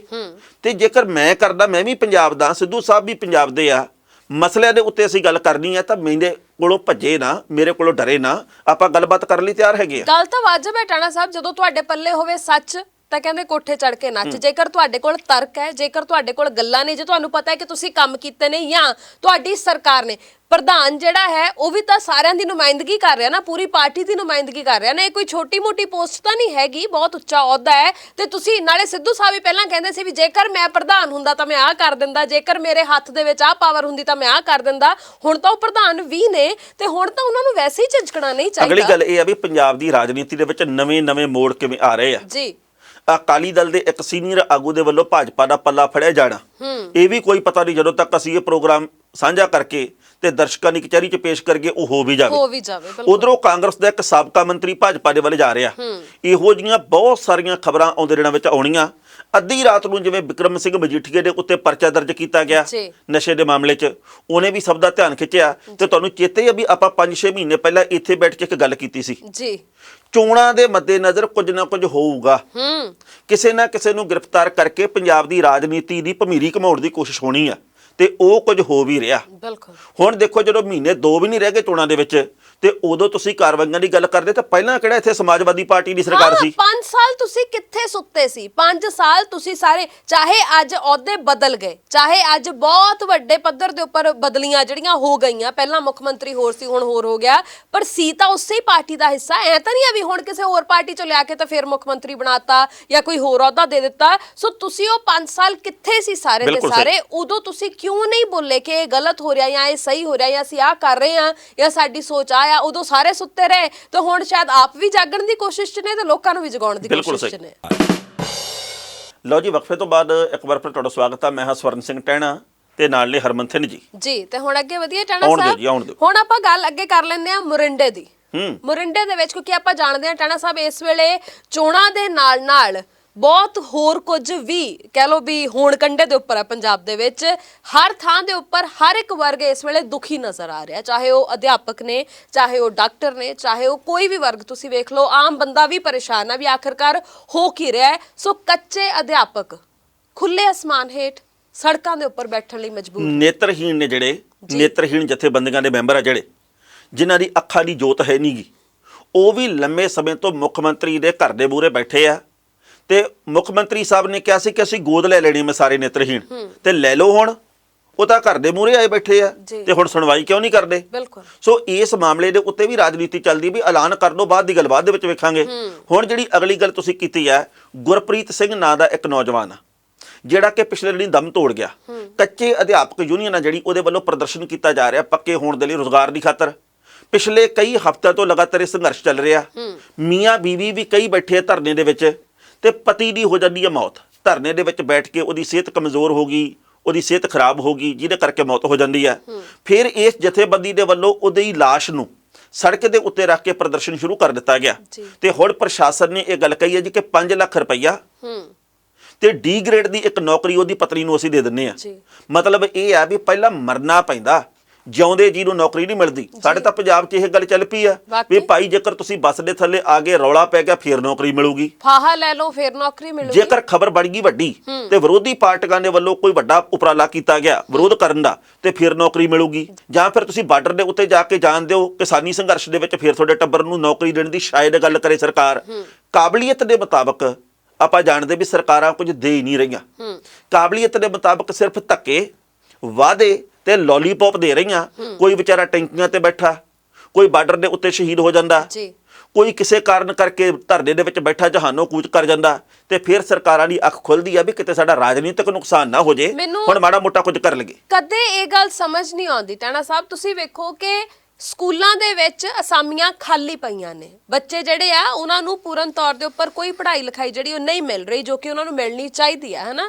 ਉਹਨਾਂ ਨੂੰ ਸਿੱਖਿਆ ਦੇ ਜਿਹੜਾ ਉਹਨਾਂ ਦਾ ਅਧਿਕਾਰ ਹੈ ਉਹਦੇ ਤੋਂ ਵਾਂਝਾ ਰੱਖਿਆ ਜਾ ਰਿਹਾ, ਕਿਉਂਕਿ ਉੱਥੇ ਅਸਾਮੀਆਂ ਜਿਹੜੀਆਂ ਉਹ ਭਰੀਆਂ ਹੀ ਨਹੀਂ ਜਾ ਰਹੀਆਂ, ਤੇ ਉਧਰ ਅਧਿਆਪਕ ਜਿਹੜੇ ਉਹ ਸੜਕਾਂ ਦੇ ਉੱਪਰ ਬੈਠੇ ਆ। ਆਖਰਕਾਰ ਝੋਲ ਕਿੱਥੇ ਆ, ਇਹ ਸਮਝ ਨਹੀਂ ਆਉਂਦੀ। ਜਦੋਂ ਤੱਕ ਗੱਲ ਆਉਂਦੀ ਆਪਣੇ ਭੱਤਿਆਂ ਦੀ, ਜਦੋਂ ਗੱਲ ਆਉਂਦੀ ਆਪਣੇ ਫਾਇਦਿਆਂ ਦੀ, ਉਦੋਂ ਤੱਕ ਖਜ਼ਾਨੇ 'ਚ ਵੀ ਸਾਰਾ ਕੁਝ ਹੁੰਦਾ ਹੈ। ਜਦੋਂ ਗੱਲ ਆਉਂਦੀ ਆਮ ਲੋਕਾਂ ਦੀ, ਉਦੋਂ ਖਜ਼ਾਨਾ ਖਾਲੀ ਹੋ ਜਾਂਦਾ, ਨਾ ਅਸਾਮੀਆਂ ਭਰੀਆਂ ਜਾਂਦੀਆਂ ਨੇ, ਕਿਉਂਕਿ ਜੀ ਤਨਖਾਹਾਂ ਦੇਣ ਨੂੰ ਪੈਸੇ ਹੈ ਨਹੀਂ ਗੇ, ਤੇ ਨਾ ਹੀ ਲੋਕਾਂ ਦੇ ਫਾਇਦੇ ਦੇ ਲਈ ਕੁਝ ਕੀਤਾ ਜਾਂਦਾ ਹੈ। ਇਹ ਪਤਾ ਨਹੀਂ ਕਦੋਂ ਮੋੜਾ ਪਊਗਾ, ਕਦੋਂ ਵਾਕਈ ਅੱਛੇ ਦਿਨ ਆਉਣਗੇ, ਕਦੋਂ ਵਾਕਈ ਲੋਕਾਂ ਨੂੰ ਉਹਨਾਂ ਦੇ ਬਣਦੇ ਹੱਕ ਮਿਲਣਗੇ।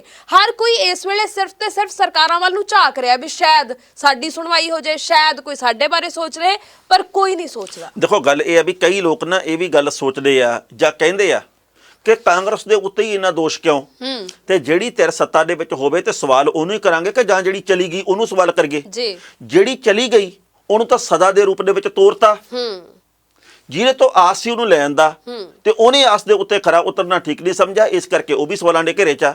ਅੱਜ ਜੇਕਰ ਮੋਦੀ ਸਰਕਾਰ ਸਵਾਲਾਂ ਦੇ ਘੇਰੇ ਦੇ ਵਿੱਚ ਆ, ਤੇ ਫਿਰ ਰਾਹੁਲ ਗਾਂਧੀ ਨੂੰ ਕਿਹੜੀ ਗੱਲੋਂ ਮਾੜਾ ਕਹੀਏ, ਕਿਉਂਕਿ ਜਿਹਨੇ ਕੁਝ ਕਰਨਾ ਉਹ ਨਹੀਂ ਕੁਝ ਕਰ ਰਿਹਾ। ਤੇ ਰਾਹੁਲ ਗਾਂਧੀ ਹੈ ਕੌਣ, ਜਾਂ ਕਾਂਗਰਸ ਹੈ ਕਿੱਥੇ? ਹਾਂ, ਜਿਹਦੇ ਹੱਥ 'ਚ ਪਾਵਰ ਹੈ, ਜਿਹਨੇ ਕੁਝ ਕਰਨਾ ਹੈ, ਜਿਹੜਾ ਐਡੇ ਵਾਅਦੇ ਕਰਦਾ ਹੈ ਕਿ ਮੈਂ ਇਹ ਕਰ ਦੂੰ, ਮੈਂ ਇਹ ਬਦਲ ਦੂੰ, ਮੈਂ ਇਹ ਸਾਰਾ ਕੁਝ ਤੁਹਾਨੂੰ ਸੌਂਪ ਦਊਂ, ਸਵਾਲ ਵੀ ਤਾਂ ਉਹਨੂੰ ਹੀ ਹੋਣਗੇ ਨਾ ਜਿਹੜਾ ਸੱਤਾ ਦੇ ਵਿੱਚ ਹੀ ਹੈ ਨਹੀਂ, ਜਿਹੜਾ ਕੁਰਸੀ ਤੇ ਹੀ ਹੈ ਨਹੀਂ। ਉਹਦੇ ਕੋਲ ਤਾਂ ਸਭ ਤੋਂ ਪਹਿਲਾਂ ਬਹਾਨਾ ਹੀ ਇਹ ਆ ਕਿ ਮੈਂ ਤੁਹਾਡੇ ਲਈ ਕੀ ਕਰਦਾ ਜੀ, ਮੈਂ ਤਾਂ ਸੱਤਾ 'ਚ ਹੈ ਹੀ ਨਹੀਂ, ਤੇ ਤੁਸੀਂ ਉਹਨੂੰ ਕੀ ਸਵਾਲ ਕਰ ਸਕਦੇ ਹੋ? ਪਹਿਲਾਂ ਤਾਂ ਇਹ ਕਹਿੰਦੇ ਆ ਜੀ ਕਿ ਸਾਨੂੰ ਸੱਤਾ ਦੇ ਵਿੱਚ ਲਿਆਓ, ਮੈਨੂੰ ਹਲਕੇ ਦੇ ਵਿੱਚੋਂ ਜਿਤਾਓ, ਮੈਂ ਇਹਨੂੰ ਸਵਰਗ ਬਣਾ ਦੂੰਗਾ। ਫਿਰ ਉਹ ਆਪਦੀ ਜ਼ਿੰਦਗੀ ਨੂੰ ਸਵਰਗ ਬਣਾ ਲੈਂਦੇ ਆ। ਫਿਰ 4.5 ਸਾਲ ਬਿਲਕੁਲ ਘੁੰਨੇ ਬਣ ਕੇ ਬਹਿ ਜਾਂਦੇ ਆ, ਬਿਲਕੁਲ ਨਹੀਂ, ਬਸ ਭੋਗਾਂ ਤੇ ਜਾਂਦੇ ਆ, ਕਦੇ ਕਦੇ ਵਿਆਹਾਂ ਤੇ ਜਾਂਦੇ ਆ, ਕਦੇ ਕਦੇ ਫੀਤਾ ਕੱਟਣ ਦੀ ਕੋਸ਼ਿਸ਼ ਕਰਦੇ, ਬਾਕੀ ਗੱਲ ਖਤਮ। ਫਿਰ ਉਸ ਤੋਂ ਬਾਅਦ ਜਦੋਂ 6 ਮਹੀਨੇ ਰਹਿ ਜਾਂਦੇ ਆ, ਫਿਰ ਉੱਠਦੇ ਆ, ਫਿਰ ਕੁੰਭ ਕਰਨ ਉੱਠਦੇ ਆ, ਫਿਰ ਕਹਿੰਦੇ ਜੀ ਕਿ ਅਸੀਂ ਲੋਕਾਂ 'ਚ ਜਾਈਏ, ਫਿਰ ਲੋਕ ਚੱਪਲ ਲਾ ਲੈਂਦੇ ਆ। ਸੋ ਇਸ ਕਰਕੇ ਜੇਕਰ ਤੁਸੀਂ ਨਾਲ ਦੀ ਨਾਲ ਕੰਮ ਕਰਦੇ ਰਹੋ, ਨਾਲ ਦੀ ਨਾਲ ਕੀਤੇ ਐਲਾਨਾਂ ਦੀ ਪੂਰਤੀ ਕਰੋ, ਨਾਲ ਦੀ ਨਾਲ ਗਰੰਟਾਂ ਦੇ ਕੇ ਤੇ ਲੋਕਾਂ ਨੂੰ ਪੈਸੇ ਵੀ ਮਿਲਣ, ਕੱਲੀਆਂ ਗਰੰਟਾਂ ਦਾ ਐਲਾਨ ਨਾ ਕਰੋ। ਬਹੁਤ ਸਾਰੀਆਂ ਥਾਵਾਂ ਤੇ ਕਈ ਵਾਰੇ ਹੋ ਗਏ ਗਰੰਟਾਂ ਦਾ ਐਲਾਨ ਕੀਤੇ ਨੂੰ, ਮਿਲੀ ਹਾਲੇ ਤੱਕ ਦੁੱਕੀ ਨਹੀਂ ਗਈ। ਬਿਲਕੁਲ, ਇਹ ਪਤਾ ਨਹੀਂ ਧਰਤੀ ਨੂੰ ਸਵਰਗ ਬਣਾਉਣਗੇ ਜਾਂ ਨਹੀਂ ਬਣਾਉਣਗੇ, ਪਰ ਸਾਨੂੰ ਸਾਰਿਆਂ ਨੂੰ ਸਵਰਗਵਾਸੀ ਬਣਾਉਣ 'ਚ ਕੋਈ ਕਸਰ ਨਹੀਂ ਛੱਡਦੇ। ਬਿਲਕੁਲ ਸਹੀ। ਹਰਮਨ ਜੀ, ਬੀਜੇਪੀ ਦੇ ਇੱਕ ਆਗੂ ਦਾ ਇਹੋ ਜਿਹਾ ਬਿਆਨ ਆਇਆ ਜਿਹਦੇ ਤੇ ਰਹਿ ਕੇ ਦੁੱਖ ਹੁੰਦਾ। ਅਸਲ ਦੇ ਵਿੱਚ ਪ੍ਰਧਾਨ ਮੰਤਰੀ ਨੇ 3 ਖੇਤੀ ਕਾਨੂੰਨ ਵਾਪਸ ਲੈ ਲਏ। ਪਹਿਲਾਂ ਅੰਦੋਲਨ ਜੀਵੀ ਵੀ ਸੀ, ਪਹਿਲਾਂ ਮੁੱਠੀ ਭਰ ਕਿਸਾਨ ਵੀ ਸੀ, ਪਹਿਲਾਂ ਇਹ ਕਿਸੇ ਦੇ ਭੇਜੇ ਹੋਏ ਵੀ ਸੀ, ਪਹਿਲਾਂ ਕਿਸਾਨ ਹੈ ਹੀ ਨਹੀਂ ਸੀ ਅਸਲ ਦੇ ਵਿੱਚ। ਪਰ ਜਦੋਂ ਬਾਅਦ ਦੇ ਵਿੱਚ ਮੋੜਾ ਕੱਟਣਾ ਪਿਆ, ਤੇ ਫਿਰ ਇਹਦਾ ਮਤਲਬ ਉਹ ਕਿਸਾਨ ਵੀ ਆ, ਉਹ ਅੰਦੋਲਨ ਜੀਵੀ ਨਹੀਂ, ਉਹ ਹੱਕਾਂ ਦੇ ਲਈ ਡਟੇ ਹੋਏ ਸੀ। ਇਹ ਨਕਸਲੀ ਅੱਤਵਾਦੀ ਨਹੀਂ ਸੀ, ਇਹ ਸੱਚੀ ਮੁੱਚੀ ਕਿਸਾਨ ਹੀ ਸੀ। ਇਹਨਾਂ ਦਾ ਕੋਈ ਕਿਸੇ ਨਾਲ ਪਿਛੋਕੜ ਨਹੀਂ ਸੀ ਇਦਾਂ ਮਾੜੇ ਲੋਕਾਂ ਦੇ ਨਾਲ, ਇਹ ਕੋਈ ਫੰਡਿੰਗਾਂ ਤੇ ਪਲਣ ਵਾਲੇ ਨਹੀਂ ਸੀ। ਇਹ ਤਾਂ ਕੋਲੋਂ ਪੈਸਾ ਲਾ ਕੇ ਆਪ ਦੀ ਰੋਟੀ ਪਕਾ ਕੇ ਤੇ ਬਾਕੀਆਂ ਨੂੰ ਖਵਾ ਕੇ ਵਾਪਸ ਆਉਣ ਵਾਲੇ ਆ। ਤੇ ਜਿਹੜਾ ਕੁਝ ਅਨਾਜ ਦਾਣਾ ਪਾਣੀ ਬਚਿਆ ਉਹ ਉੱਥੇ ਵੰਡ ਕੇ ਆਉਣ ਵਾਲੇ ਆ। ਪਰ ਇਹ ਗੱਲ ਹਜ਼ਮ ਨਹੀਂ ਹੋ ਰਹੀ। ਭਾਵੇਂ ਪ੍ਰਧਾਨ ਮੰਤਰੀ ਨੇ ਖੁਦ ਹੀ ਕਾਨੂੰਨ ਵਾਪਸ ਲਏ ਆ, ਪਰ ਕਈਆਂ ਦੇ ਹੌਲ ਪੈਂਦਾ, ਕਈ ਭੁੱਜਦੇ ਆ, ਕਈ ਅੰਦਰੋਂ ਮੱਚਦੇ ਆ। ਤੇ ਮਚੇਵੇਂ ਦੀ ਇੱਕ ਬਹੁਤ ਵੱਡੀ ਉਦਾਹਰਨ ਸਾਹਮਣੇ ਆਈ ਆ। ਗੋਆ ਤੋਂ ਇੱਕ ਬੀਜੇਪੀ ਦਾ ਹੈਗਾ ਬੁਲਾਰਾ, ਇਹਨੇ ਜਿਹੜੀ ਗੱਲ ਕਹੀ ਆ, ਲੱਖ ਦੀ ਲਾਹਨਤ ਮੈਂ ਪਹਿਲਾਂ ਹੀ ਕਹਿ ਦਿੰਦਾ, ਤੁਸੀਂ ਵੀ ਕਹੋਗੇ, ਮੈਨੂੰ ਪੱਕਾ ਯਕੀਨ ਆ। ਇਹ ਕਹਿਣਾ ਜੀ ਕਿ ਸਿੰਘੂ ਤੇ ਟਿੱਕਰੀ ਬਾਰਡਰ ਦੇ ਉੱਤੇ ਵਸੀਆਂ ਕਲੋਨੀਆਂ ਚੋਂ 1.5 ਦਰਜਨ ਦੇ ਕਰੀਬ ਹਿੰਦੂ ਕੁੜੀਆਂ ਗਾਇਬ ਹੋ ਗਈਆਂ, ਨਾਲੇ ਲੰਗਰ ਤੇ ਨਾਲੇ ਲਿੰਚਿੰਗ। ਲੰਗਰ ਨੂੰ ਲਿੰਚਿੰਗ ਦੇ ਨਾਲ ਜੋੜਿਆ, ਨਾਲੇ ਲੰਗਰ ਨਾਲੇ ਲਿੰਚਿੰਗ। ਹੁਣ ਸਵਾਲ ਇਹ ਪੈਦਾ ਹੁੰਦਾ, ਜਿਹੜੀਆਂ ਸਿੰਘੂ ਬਾਰਡਰ ਦੇ ਉੱਤੇ ਕਲੋਨੀਆਂ ਜਾਂ ਟਿੱਕਰੀ ਬਾਰਡਰ ਦੇ ਉੱਤੇ ਕਲੋਨੀਆਂ, ਉਹਨਾਂ ਨੇ ਤਾਂ ਜਦੋਂ ਕਿਸਾਨ ਭਰਾ ਵਾਪਸ ਆਉਣ ਲੱਗੇ ਤੇ ਰੱਖੜੀਆਂ ਬੰਨ ਕੇ ਉਹ ਬੰਦੇ ਵਿਦਾ ਕੀਤੇ ਆ। ਉਹ ਕਹਿੰਦੀਆਂ ਵੀ ਵੀਰਾ ਅਸੀਂ ਵੀ ਆਇਆ ਕਰਾਂਗਾ, ਤੁਸੀਂ ਵੀ ਆਇਆ ਕਰੋ ਗਾਹੇ ਬਗਾਹੇ। ਉਹਨਾਂ ਦੀਆਂ ਅੱਖਾਂ ਦੇ ਵਿੱਚੋਂ ਅਥਰੂ ਟਪਕਦੇ ਸੀ ਵੀ ਸਾਡੇ ਵੀਰ ਇੱਥੋਂ ਚੱਲੇ ਆ। ਪਰਿਵਾਰ ਵਰਗਾ ਮਾਹੌਲ ਬਣ ਗਿਆ। 380 ਦਿਨਾਂ ਦੇ ਵਿੱਚ ਸਾਲ ਤੋਂ ਉੱਤੇ ਬੈਠੇ ਰਹੇ ਆ, ਘਰਾਂ ਦੇ ਵਿੱਚ ਆਉਣ ਜਾਣ ਸ਼ੁਰੂ ਹੋ ਗਿਆ। ਪਰ ਇਹਨੂੰ ਗੋਆ ਦੇ ਵਿੱਚ ਬੈਠੇ ਨੂੰ ਇਹ ਪਤਾ ਵੀ ਭਾਈ ਕੁੜੀਆਂ ਨੂੰ ਚੱਕ ਕੇ ਕੌਣ ਲੈ ਗਿਆ। ਨਾ ਤਾਂ ਕਿਸੇ ਜਥੇਬੰਦੀ ਨੇ ਇਹ ਗੱਲ ਕਹੀ ਜਿਹੜੀ ਗੱਲ ਟਿਕਰੀ ਬਾਰਡਰ ਦੇ ਉੱਤੇ ਸੀ ਜਾਂ ਪਿੰਡ ਵਸੇ ਆ ਜਾਂ ਕਸਬੇ ਆ ਜਾਂ ਜਿਹੜੀਆਂ ਕਲੋਨੀਆਂ ਵੀ ਭਾਈ ਸਾਡੀ ਕੋਈ ਕੁੜੀ ਗਾਇਬ ਆ, ਨਾ ਕਿਸੇ ਨੇ ਸਿੰਘੂ ਬਾਰਡਰ ਤੋਂ ਆ ਗੱਲ ਕਹੀ। ਇਹਨੂੰ ਗੋਆ ਦੇ ਵਿੱਚ ਬੈਠੇ ਨੂੰ ਵੱਖੀ ਚਪੀੜ ਹੁੰਦੀ ਆ ਵੀ ਭਾਈ ਇਹ ਤਾਂ ਬੰਦੇ ਗਲਤ ਸੀਗੇ। ਮੈਂ ਉਹੀ ਕਹਿਣ ਲੱਗੀ ਸੀ ਟਾਣਾ ਸਾਹਿਬ, ਘਰ ਦੇ ਵਿੱਚੋਂ ਜੇਕਰ ਕੋਈ ਬਾਜ਼ਾਰ ਵੀ ਗਿਆ ਹੋਵੇ ਨਾ ਤੇ ਉਹ ਵੀ ਜੇਕਰ ਸਮਾਂ ਰਹਿੰਦਿਆਂ ਵਾਪਸ ਨਾ ਆਵੇ ਤਾਂ ਚਿੰਤਾ ਹੋ ਜਾਂਦੀ ਹੈ, ਹਾਲਾ ਲਾਲਾ ਮੱਚ ਜਾਂਦੀ ਹੈ ਵੀ ਫਲਾਣਾ ਬੰਦਾ ਬਾਜ਼ਾਰ ਗਿਆ ਸੀ ਮੁੜਿਆ ਨਹੀਂ ਅਜੇ ਤੱਕ, ਤੇ ਹਰ ਪਾਸੇ ਉਹਨੂੰ ਲੱਭਣ ਦੀ ਕੋਸ਼ਿਸ਼ ਹੁੰਦੀ ਹੈ। ਜਿਹੜੀਆਂ ਇਹ ਕੁੜੀਆਂ ਗਾਇਬ ਹੋਈਆਂ ਇਹਨਾਂ ਦੇ ਅਨੁਸਾਰ ਉਹਨਾਂ ਦੇ ਘਰਦਿਆਂ ਨੂੰ ਨਹੀਂ ਪਤਾ ਵੀ ਧੀਆਂ ਗਾਇਬ ਹੋ ਗਈਆਂ ਨੇ, ਨਹੀਂ ਪਤਾ, ਬਸ ਉਹ ਕਿਤੇ ਨਹੀਂ ਲੱਭ ਰਹੇ, ਉਹਨਾਂ ਨੂੰ ਕਿਤੇ ਰੌਲਾ ਨਹੀਂ ਪਿਆ। ਤੁਹਾਡਾ ਗੋਦੀ ਮੀਡੀਆ ਤਾਂ ਇਹੋ ਜਿਹੀਆਂ ਖਬਰਾਂ ਲੱਭਦਾ ਹੈ ਤੇ ਉਹ ਕਿਉਂ ਨਹੀਂ ਗਏ ਅਜੇ ਤੱਕ ਮਾਈਕ ਫੜ ਕੇ ਉਹਨਾਂ ਦੇ ਜਿਹੜਾ ਕੋਲ? ਕੁਝ ਨਹੀਂ ਹੋਇਆ ਤੁਹਾਡੇ ਗੋਦੀ ਮੀਡੀਆ ਨੇ, ਤੁਹਾਡੀ ਪਸੰਦ ਵਾਲੇ ਮੀਡੀਆ ਨੇ ਉਹ ਵੀ ਕੁਝ ਪੇਸ਼ ਕੀਤਾ ਜੀ ਵੀ ਆਹ ਦੇਖੋ ਜੀ ਖਾਲੀ ਪੰਡਾਲ ਪੇਸ਼ ਕੀਤਾ ਜਾਂਦਾ ਸੀ, ਹੁੰਦਾ ਸੀ ਭਰਿਆ, ਬਿਲਕੁਲ ਮੰਚ ਦੇ ਉੱਤੇ ਗਏ ਹੁੰਦੇ ਸੀ ਕਿਸਾਨ ਸਾਰੇ, ਉੱਥੇ ਪੰਡਾਲ 'ਚ ਬੈਠੇ ਤੇ ਤੁਸੀਂ ਖਾਲੀ ਟਿੱਟ ਦੀ ਫੋਟੋ ਦਿਖਾ ਕੇ ਗੱਲ ਕਹਿੰਦੇ ਸੀਗੇ ਵੀ ਦੇਖੋ ਯਹਾਂ ਸੇ ਤਾਂ ਕਿਸਾਨ ਸਾਰੇ ਚਲੇ ਗਏ। ਸੋ ਤੁਸੀਂ ਇਸ ਖਬਰ ਨੂੰ ਕਦੇ ਦਬਾ ਲੈਂਦੇ ਜੀ। ਇੱਕ ਕੁੜੀ ਦੀ ਖਬਰ ਆਉਂਦੀ ਇਹੋ ਜੀ ਹੁਣ ਤੱਕ ਅਸਮਾਨ ਸਿਰ ਤੇ ਚੱਕ ਲੈਣਾ ਸੀ ਵੀ ਇਹ ਗੰਦੇ ਇਨਸਾਨ ਸੀ, ਗਲਤ ਇਨਸਾਨ ਸੀ। ਤੁਹਾਡੇ ਤੋਂ ਪੀਜ਼ੇ ਤਾਂ ਬਚੇ ਨਹੀਂ ਸੀ, ਤੁਹਾਡੇ ਉਦੋਂ ਤੁਸੀਂ ਦੱਸਦੇ ਸੀ ਵੀ ਪਿਕਨਿਕਾਂ ਕਰਨ ਆਇਆ, ਪਾਸਤੇ ਖਾਂਦੇ, ਪੀਜ਼ੇ ਖਾਂਦੇ ਆ, ਤੇ ਤੁਹਾਡੇ ਤੋਂ ਇਹ ਖਬਰ ਜਿਹੜੀ ਆ ਉਹ ਦਬਾ ਹੋ ਜਾਣੀ ਸੀ। ਤੇ ਨਾਲੇ ਅਗਲੀ ਗੱਲ ਇਹ ਆ ਵੀ ਇਹ ਉਹ ਲੋਕ ਆ ਜਾਂ ਕੁਝ ਕੁ ਰਾਜਨੀਤੀ ਦੇ ਵਿੱਚ ਇਹੋ ਜਿਹੇ ਲੋਕ ਆ ਜਿਹੜੇ ਕਿ ਹਮੇਸ਼ਾ ਧਰਮ ਦਾ ਪੱਤਾ ਖੇਡਦੇ ਆ। ਰਾਜਨੀਤੀ ਦੇ ਵਿੱਚ ਇਹੋ ਜਿਹੇ ਲੋਕਾਂ ਦੀ ਘਾਟ ਨਹੀਂ ਜਿਹੜੇ ਕਿ ਹਿੰਦੂ ਸਿੱਖ ਨੂੰ ਲੜਾਉਂਦੇ ਰਹੇ ਆ।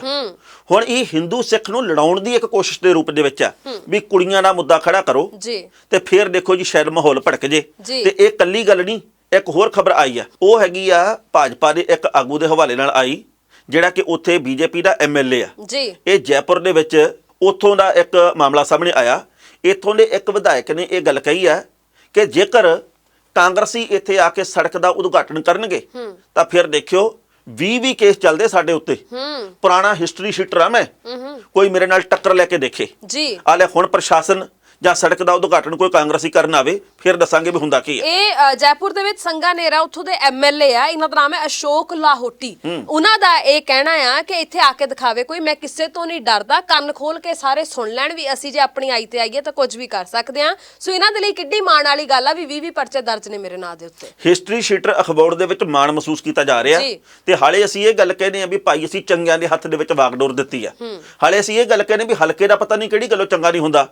ਬਦਮਾਸ਼ ਨੇ ਬਦਮਾਸ਼ੀ ਕਰਨੀ ਆ, ਸ਼ਰੀਫ ਬੰਦੇ ਨੇ ਸ਼ਰਾਫਤ ਦਾ ਪਸਾਰਾ ਕਰਨਾ। ਸੋ ਆਪਾਂ ਹੀ ਪਹਿਲਾਂ ਸੋਚ ਗਏ। ਬਿਲਕੁਲ ਸਹੀ। ਹਰਮਨ ਜੀ, ਜ਼ਿੰਦਗੀ ਦੇ ਮੇਲੇ ਵੀ ਵੱਖੋ ਵੱਖਰੇ ਆ ਜੀ। ਸਾਡੇ ਲਈ ਕਈ ਗੱਲਾਂ ਹੋਰ ਤਰੀਕੇ ਨਾਲ ਸੋਚਣ ਵਾਲੀਆਂ। ਜੇਕਰ ਇੱਥੇ ਕਿਸੇ ਬੰਦੇ ਦੀ ਉਮਰ 50-55 ਸਾਲ ਹੋ ਜੇ, ਕਿਸੇ ਔਰਤ ਦੀ, ਕਿਸੇ ਮਰਦ ਦੀ, ਤੇ ਉਹਨੂੰ ਜੀਵਨ ਸਾਥੀ ਦੀ ਜਿੰਨੀ ਮਰਜ਼ੀ ਲੋੜ ਹੋਵੇ ਤਾਂ ਆਂਢ ਗੁਆਂਢੀ ਉਹਨੂੰ ਪੁਣ ਕੇ ਛਾਣ ਕੇ ਮਾਰ ਦਿੰਦੇ ਆ ਵੀ ਲੈ ਇਹਨੂੰ ਅੱਗ ਲੱਗੀ ਆ, ਇਹਨੇ ਵਿਆਹ ਤੋਂ ਕੀ ਕਰਾਉਣਾ, ਲੱਤਾਂ ਇਹਦੀਆਂ ਸਿਵਿਆਂ 'ਚ ਆ, ਇਹਨੂੰ ਤਾਂ ਹੁਣ ਭਜਨ ਬੰਦਗੀ ਕਰਨੀ ਚਾਹੀਦੀ ਹੈ। ਭਜਨ ਬੰਦਗੀ ਕਰਨੀ ਉਹਦਾ ਵੱਖਰਾ ਵਿਸ਼ਾ, ਕਿਸੇ ਨਾਲ ਜ਼ਿੰਦਗੀ ਜਿਉਣੀ ਜਾਂ ਨਾ ਜਿਉਣੀ ਇਹ ਉਹਦਾ ਵੱਖਰਾ ਮਸਲਾ। ਪਰ ਅਸੀਂ ਇਹਨਾਂ ਸਾਰੀਆਂ ਗੱਲਾਂ ਨੂੰ ਰਲਗੱਡ ਕਰ ਦਿੰਨੇ ਆ। ਪਰ ਸੂਰਤ ਦੇ ਵਿੱਚੋਂ ਜਿਹੜੀ ਖਬਰ ਆਈ ਆ, ਇੱਕ ਨਾ ਅਨੁਬੰਧ ਫਾਊਂਡੇਸ਼ਨ ਹੈ ਇੱਥੇ, ਹਾਂਜੀ, ਇਹਨੇ ਜਿਹੜੇ ਬਜ਼ੁਰਗ ਆ ਉਹਨਾਂ ਦੇ ਲਈ ਜੀਵਨ ਸਾਥੀ ਦੀ ਭਾਲ ਦਾ ਇੱਕ ਪ੍ਰੋਗਰਾਮ ਉਲੀਕਿਆ। 800 ਦੇ ਕਰੀਬ ਬਜ਼ੁਰਗਾਂ ਦੀਆਂ, ਔਰਤਾਂ ਦੀਆਂ ਤੇ ਬੰਦਿਆਂ ਦੀਆਂ ਅਰਜ਼ੀਆਂ ਆਈਆਂ। ਉਹਦੇ ਵਿੱਚੋਂ 10 ਦੇ ਜੋੜ ਮੇਲੇ ਹੋ ਗਏ ਆ ਜੀ। ਇੱਕ ਇੱਥੇ ਔਰਤ ਆਈ, ਉਹਦੀ ਉਮਰ ਹੋਊਗੀ ਲਗਭਗ 70-72 ਸਾਲ। ਉਹ ਕਹਿੰਦੀ ਮੇਰੀਆਂ ਦੋਵੇਂ ਕਿਡਨੀਆਂ ਖਰਾਬ ਆ, ਮੈਂ ਤਾਂ ਤੁਰ ਹੀ ਜਾਣਾ, ਅੱਜ ਨਹੀਂ ਤਾਂ ਹੋਰ 4 ਮਹੀਨਿਆਂ ਨੂੰ ਤੁਰ ਜੂੰਗੀ, ਪਰ ਮੇਰੇ ਘਰ ਵਾਲਾ ਇਕੱਲਾ ਰਹਿ ਜਾਊਗਾ। ਮੈਂ ਚਾਹੁੰਦੀ ਹਾਂ ਕਿ ਮੇਰੇ ਜਿਉਂਦੇ ਜੀ ਇਹਦਾ ਜੋੜ ਮੇਲਾ ਕਿਤੇ ਹੋ ਜੇ। ਸੋ ਇਹ ਵੀ ਇੱਕ ਜ਼ਿੰਦਗੀ ਦਾ ਰੰਗ ਆ। ਇਹੋ ਜੀ ਬਿਰਤੀ ਵਾਲੇ ਵੀ ਲੋਕ ਹੈਗੇ ਆ ਜੀ। ਪਰ ਗੱਲ ਇਹ ਹੈ ਟਾਣਾ ਸਾਹਿਬ, ਸਾਨੂੰ ਨਾ ਆਪਣੀ ਸੋਚ ਬਦਲਣ ਦੀ ਜ਼ਰੂਰਤ ਆ। ਦੇਖੋ, ਜੀਵਨ ਸਾਥੀ ਦੀ ਲੋੜ ਸਾਰੀ ਉਮਰ ਰਹਿੰਦੀ ਹੈ। ਤੁਸੀਂ ਬਹੁਤ ਸਾਰੇ ਜਿਹੜੇ ਦੁੱਖ ਸੁੱਖ ਨੇ ਉਹ ਇਕੱਠਿਆਂ ਨੇ ਜ਼ਿੰਦਗੀ 'ਚ ਵੇਖੇ ਹੁੰਦੇ ਨੇ। ਸੋ ਮੈਨੂੰ ਲੱਗਦਾ ਹੈ ਕਿ ਇਹਨਾਂ ਗੱਲਾਂ ਨੂੰ ਇਹਦੇ ਨਾਲ ਜੋੜ ਦੇਣਾ ਕਿ ਇੰਨੀ ਉਮਰ ਹੋ ਗਈ ਤਾਂ ਹੁਣ ਜੀਵਨ ਸਾਥੀ ਨਹੀਂ ਚਾਹੀਦਾ, ਇਹ ਬਿਲਕੁਲ ਸਰਾਸਰ ਗਲਤ ਚੀਜ਼ ਆ। ਦੇਖੋ, ਹਰ ਇੱਕ ਬੰਦਾ ਆਪਣੀ ਜ਼ਿੰਦਗੀ ਦੇ ਵਿੱਚ ਬਹੁਤ ਸਾਰੀਆਂ ਗੱਲਾਂ ਇੱਕ ਦੂਜੇ ਨਾਲ ਸਾਂਝੀਆਂ ਕਰਨਾ ਚਾਹੁੰਦਾ ਹੈ ਨਾ। ਬਹੁਤ ਸਾਰੇ ਦੁੱਖ ਨੇ, ਬਹੁਤ ਸਾਰੇ ਸੁੱਖ ਨੇ। ਆਪਾਂ ਅਕਸਰ ਕਹਿੰਦੇ ਆ ਵੀ ਦੁੱਖ ਜਿਹੜਾ ਆ ਉਹ ਗੱਲ ਕਰਨ ਦੇ ਨਾਲ ਘਟ ਜਾਂਦਾ ਹੈ, ਸੁੱਖ ਜਿਹੜਾ ਉਹ ਵੱਧ ਜਾਂਦਾ ਹੈ ਗੱਲਬਾਤ ਦੇ ਨਾਲ। ਸੋ ਮੈਨੂੰ ਲੱਗਦਾ ਥੋੜਾ ਜਿਹਾ ਸੋਚ ਨੂੰ ਬਦਲਣਾ ਚਾਹੀਦਾ। ਬਹੁਤ ਸਾਰੀਆਂ ਚੀਜ਼ਾਂ ਅਸੀਂ ਉਮਰ ਦੇ ਨਾਲ, ਬਹੁਤ ਸਾਰੀਆਂ ਚੀਜ਼ਾਂ ਅਸੀਂ ਜੈਂਡਰ ਦੇ ਨਾਲ, ਲਿੰਗ ਦੇ ਨਾਲ ਜੋੜ ਕੇ ਗੱਲਾਂ ਕਰਦੇ ਆ ਕਿ ਆਹ ਹੈ ਤਾਂ ਇਦਾਂ ਹੀ ਹੋਊਗਾ, ਆਹ ਹੈ ਤਾਂ ਇਦਾਂ ਨਹੀਂ ਹੋਣਾ ਚਾਹੀਦਾ। ਥੋੜਾ ਜਿਹਾ ਸੋਚ ਦਾ ਦਾਇਰਾ ਵਿਸ਼ਾਲ ਕਰਨ ਦੀ ਜ਼ਰੂਰਤ ਹੈ। ਨਾਲੇ ਅਸੀਂ ਕੌਣ ਹੁੰਨੇ ਕਿਸੇ ਦੀ ਜ਼ਿੰਦਗੀ ਬਾਰੇ ਫੈਸਲਾ ਕਰਨ ਦੇ? ਬਿਲਕੁਲ ਅਧਿਕਾਰ ਹੈ ਨਹੀਂ ਸਾਨੂੰ ਕੋਈ। ਸਾਨੂੰ ਤਾਂ ਫਿਕਰ ਪਤਾ ਕੀ ਆ ਵੀ ਆਪਦੇ ਘਰ ਦੇ ਵਿੱਚ ਭਾਵੇਂ ਆਟਾ ਹੋਵੇ ਨਾ ਹੋਵੇ, ਸਲਮਾਨ ਖਾਨ ਦਾ ਵਿਆਹ ਕਦੋਂ ਹੋਊਗਾ। ਹਾਂ ਬਿਲਕੁਲ। ਅੱਛਾ, ਮਤਲਬ ਇਹ ਆ ਵੀ ਜਿਹੜੀ ਫਲਾਣੀ ਆ ਅਦਾਕਾਰਾ, ਉਹਦੇ ਹੁਣ ਨਿਆਣਾ ਹੋਣ ਵਾਲਾ, ਅੱਛਾ ਮੁੰਡਾ ਹੋ ਕੇ ਕੁੜੀ ਹੋ। ਸਾਡਾ ਮਸਲਾ ਹੀ ਇਹ ਆ, ਫਲਾਣੇ ਦੀ ਜਿਹੜੀ ਐਕਟਰੈਸ ਆ, ਜਿਹੜੀ ਅਦਾਕਾਰਾ, ਉਹ ਤਾਂ ਫਲਾਣੇ ਨਾਲ ਤੁਰੀ ਫਿਰਦੀ ਆ ਜੀ।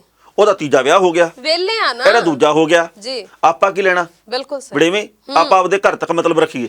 ਹਰ ਇੱਕ ਦੀ ਆਪਣੀ ਜ਼ਿੰਦਗੀ ਹੈ ਤੇ ਹਰ ਇੱਕ ਬੰਦੇ ਨੂੰ ਆਪ ਨੂੰ ਹੀ ਪਤਾ ਹੁੰਦਾ ਹੈ ਕਿ ਉਸ ਜ਼ਿੰਦਗੀ ਦੇ ਵਿੱਚ ਕਿਵੇਂ ਵਿਚਰ ਰਿਹਾ, ਕਿਵੇਂ ਉਹਦੇ ਵਿੱਚੋਂ ਨਿਕਲ ਰਿਹਾ, ਕੀ ਉਹਦੇ ਤੇ ਬੀਤ ਰਹੀ ਹੈ, ਕਿੰਨਾ ਕੋ ਸੌਖਾ ਹੈ, ਕਿੰਨਾ ਕੋ ਔਖਾ ਹੈ। ਮੈਨੂੰ ਨਾ ਇੱਕ ਵਾਰੀ ਕਿਸੇ ਸੱਜਣ ਦਾ ਫੋਨ ਆਇਆ, ਕਹਿੰਦੇ ਵੀ ਜਿਹੜੇ ਤੁਸੀਂ ਫਲਾਣੇ ਕਲਾਕਾਰ ਦੀ ਮੁਲਾਕਾਤ ਕੀਤੀ ਹੈ ਨਾ, ਇਹਦੇ 2 ਵਿਆਹ, ਤੁਸੀਂ ਇਹਨੂੰ ਕਿਉਂ ਨਹੀਂ ਪੁੱਛਿਆ ਸਵਾਲ? ਅੱਛਾ ਜੀ। ਤੇ ਮੈਂ ਕਿਹਾ ਉਹਦੇ 4 ਹੋਣ ਤੇ ਉਹਦੀ ਸੁਰ ਨਾਲ ਕੀ ਸੰਬੰਧ ਇਹਦਾ? ਜੀ। ਤੇਰਾ ਇੱਕ ਹੀ ਆ, ਤੂੰ ਕਿਹੜਾ ਭੀਮ ਪਲਾਸੀ ਰਾਗ ਲਾਉਣਾ, ਮੈਨੂੰ ਇਹ ਦੱਸ ਦੇ। ਕਿਸੇ ਦੀ ਨਿੱਜੀ ਤੂੰ ਦੱਸ ਕਰੋ ਦਰਬਾਰੀ ਰਾਗ ਦੇ ਵਿੱਚ ਕੈਸਟ ਕੱਢੀ ਆਪਦੀ। ਕਿਸੇ ਦੀ ਨਿੱਜੀ ਜ਼ਿੰਦਗੀ ਦੇ ਵਿੱਚ ਝਾਕਣ ਦਾ ਸਾਨੂੰ ਕੋਈ ਹੱਕ ਨਹੀਂ ਹੈ। ਕੋਈ ਬੰਦਾ ਕੀ ਕੰਮ ਕਰ ਰਿਹਾ ਹੈ ਉਹ ਜ਼ਰੂਰ ਵੇਖੋ। ਉਹ ਰਹਿਣ ਵਾਲੀ ਨੂੰ ਸਮੱਸਿਆ ਨਹੀਂ, ਰੱਖਣ ਵਾਲੇ ਨੂੰ ਸਮੱਸਿਆ ਨਹੀਂ। ਆਪਾਂ ਕੌਣ? ਨਹੀਂ ਆਪਾਂ ਤਾਂ ਹੱਕ ਰੱਖਿਆ ਹੋਇਆ ਨਾ ਕਿ ਅਸੀਂ ਕਹਿਣਾ ਹੀ ਕਹਿਣਾ, ਫਲਾਣਾ ਤਾਂ ਇਦਾਂ ਦਾ ਹੈ, ਢਿੰਗੜੀ ਤਾਂ ਇਦਾਂ ਦੀ ਹੈ, ਮੈਨੂੰ ਤਾਂ ਜ਼ਿਆਦਾ ਪਤਾ ਹੈ। ਆਪ ਚਾਹੇ ਜੋ ਮਰਜ਼ੀ ਕਰਦੇ ਹੋਈਏ ਪਰ ਦੂਜੇ ਨੂੰ ਜ਼ਰੂਰ ਕਰੈਕਟਰ ਸਰਟੀਫਿਕੇਟ ਦੇਣਾ। ਮੈਨੂੰ ਨਾ ਇੱਕ ਵਾਰੀ ਖੁਸ਼ਵੰਤ ਸਿੰਘ ਦੀ ਮੈਂ ਇੱਕ ਲਿਖਤ ਪੜ੍ਹੀ, ਜਿਹੜੇ ਕਿ ਦੁਨੀਆ ਦੇ ਵਿੱਚ ਨਹੀਂ। ਜੀ। ਉਹ ਕਹਿੰਦੇ ਵੀ ਦੁਨੀਆ ਦੇ ਵਿੱਚ 2 ਬੰਦੇ ਸ਼ਰੀਫ ਆ। ਮੈਂ ਵੀ ਉਤਸੁਕਤਾ ਦੇ ਨਾਲ ਪੜ੍ਹਿਆ ਵੀ ਕਿਹੜੇ ਕਿਹੜੇ। ਕਹਿੰਦੇ ਇੱਕ ਜਿਹਨੂੰ ਮੌਕਾ ਨਹੀਂ ਮਿਲਦਾ ਜੀ, ਦੂਜਾ ਜਿਹਦਾ ਪਤਾ ਨਹੀਂ ਲੱਗਦਾ। ਸੋ ਸਭ ਦੇ ਆਪੋ ਆਪਣੇ ਵਿਚਾਰ ਆ ਜੀ। ਹਰੇਕ ਦੀ ਨਿੱਜੀ ਜ਼ਿੰਦਗੀ ਹੈ, ਹਰੇਕ ਨੂੰ ਆਪਣੀ ਜ਼ਿੰਦਗੀ ਆਪਣੇ ਢੰਗ ਨਾਲ ਜਿਉਣ ਦਾ ਹੱਕ ਹੈ। ਅਸੀਂ ਤੁਸੀਂ ਕੋਈ ਨਹੀਂ ਆ ਉਹਨਾਂ ਦੀ ਨਿੱਜੀ ਜ਼ਿੰਦਗੀ ਦੇ ਵਿੱਚ ਝਾਤ ਮਾਰਨ ਵਾਲੇ। ਸੋ ਜੀਓ ਤੇ ਜੀਣ ਦਿਓ। ਤੇ ਆਪਾਂ ਹੁਣ ਚੱਲੀਏ ਟਾਣਾ ਸਾਹਿਬ। ਬਿਲਕੁਲ। ਤੇ ਆਪਾਂ ਸਾਡੇ ਦਰਸ਼ਕਾਂ ਨੂੰ ਵੀ ਪੁੱਛ ਲਈਏ ਕਿ ਤੁਹਾਡੀ ਨਜ਼ਰ ਦੇ ਵਿੱਚ ਜ਼ਿੰਦਗੀ ਜਿਉਣ ਦਾ ਅਸਲ ਸਿਧਾਂਤ ਕੀ ਹੋਣਾ ਚਾਹੀਦਾ? ਬਿਲਕੁਲ ਸਹੀ। ਕੀ ਸਾਨੂੰ ਆਪਣੀ ਤੇ ਆਪਣਿਆਂ ਦੇ ਖਿਆਲ ਰੱਖਣ ਦੇ ਵੱਲ ਖਿਆਲ ਕਰਨਾ ਚਾਹੀਦਾ, ਧਿਆਨ ਦੇਣਾ ਚਾਹੀਦਾ, ਜਾਂ ਫਿਰ ਫਲਾਣਾ ਕੀ ਕਰਦਾ ਤੇ ਫਲਾਣੀ ਕੀ ਕਰਦੀ ਆ, ਕੌਣ ਕਿਹਦੇ ਨਾਲ ਭਜੂ ਤੇ ਕੌਣ ਕਿਹਦੇ ਨਾਲ ਤੁਰਜੂ, ਤੇ ਕਿਹੜੀ ਘਰੇ ਕਿਹਦੇ ਨਾਲ ਲੜਦੀ ਆ ਤੇ ਕੌਣ ਕਿਹਦੇ ਨਾਲ ਲੜਦਾ? ਆਪਾਂ ਨੂੰ ਇਹਦੇ ਵੱਲ ਖਿਆਲ ਕਰਨਾ ਚਾਹੀਦਾ। ਕੀ ਇਦਾਂ ਆਪਦੀ ਊਰਜਾ ਨੂੰ ਵਿਅਰਥ ਕਰਨਾ ਵਾਜਬ ਆ? ਤੁਹਾਡੇ ਆਂਢ ਗੁਆਂਢ ਦੇ ਵਿੱਚ ਤੁਹਾਡੇ ਸਕੇ ਸੰਬੰਧਾਂ 'ਚ ਕੋਈ ਹੈ ਕਿ ਨਹੀਂ ਇਦਾਂ ਦਾ ਵੀ? ਕਿਉਂਕਿ ਕਈ ਲੋਕ ਆ ਜਿਹੜੇ ਨਾ ਉਹ ਪੂਰੇ ਪੋਲੀ ਹੁੰਦੇ ਆ, ਇਧਰਲੀ ਗੱਲ ਉਧਰ, ਉਧਰਲੀ ਇਧਰ, ਪੂਰੇ ਨਾ ਉਹ ਪੁਰਾਣੇ ਜ਼ਮਾਨੇ ਦੇ ਕਬੂਤਰ ਬਣ ਕੇ ਚਿੱਠੀਆਂ ਬਣਦੇ ਆ। ਬਿਲਕੁਲ ਸਹੀ ਹੈ। ਸੋ ਆਪਣੀ ਪ੍ਰਤੀਕਿਰਿਆ ਜ਼ਰੂਰ ਸਾਡੇ ਤਾਈਂ ਪਹੁੰਚਾਇਓ, ਸਾਨੂੰ ਉਡੀਕ ਰਹੇਗੀ। ਫਿਲਹਾਲ ਪ੍ਰੋਗਰਾਮ ਸਮੇਟਦਿਆਂ ਜਾਣ ਦਾ ਹੋ ਗਿਆ ਵੇਲਾ। ਦੋਹਾਂ ਦੇ ਇਜਾਜ਼ਤ। ਸਤਿ ਸ਼੍ਰੀ ਅਕਾਲ। ਤੁਸੀਂ ਵੇਖਦੇ ਰਹੋ ਪ੍ਰਾਈਮ ਏਸ਼ੀਆ ਟੀਵੀ। ਤੁਹਾਡਾ ਆਪਣਾ, ਤੁਹਾਡੇ ਲਈ। ਉਹ ਵੀ ਹਾਜ਼ਰ ਹੈ ਜੱਜ ਦਾ ਵਿਚਾਰ।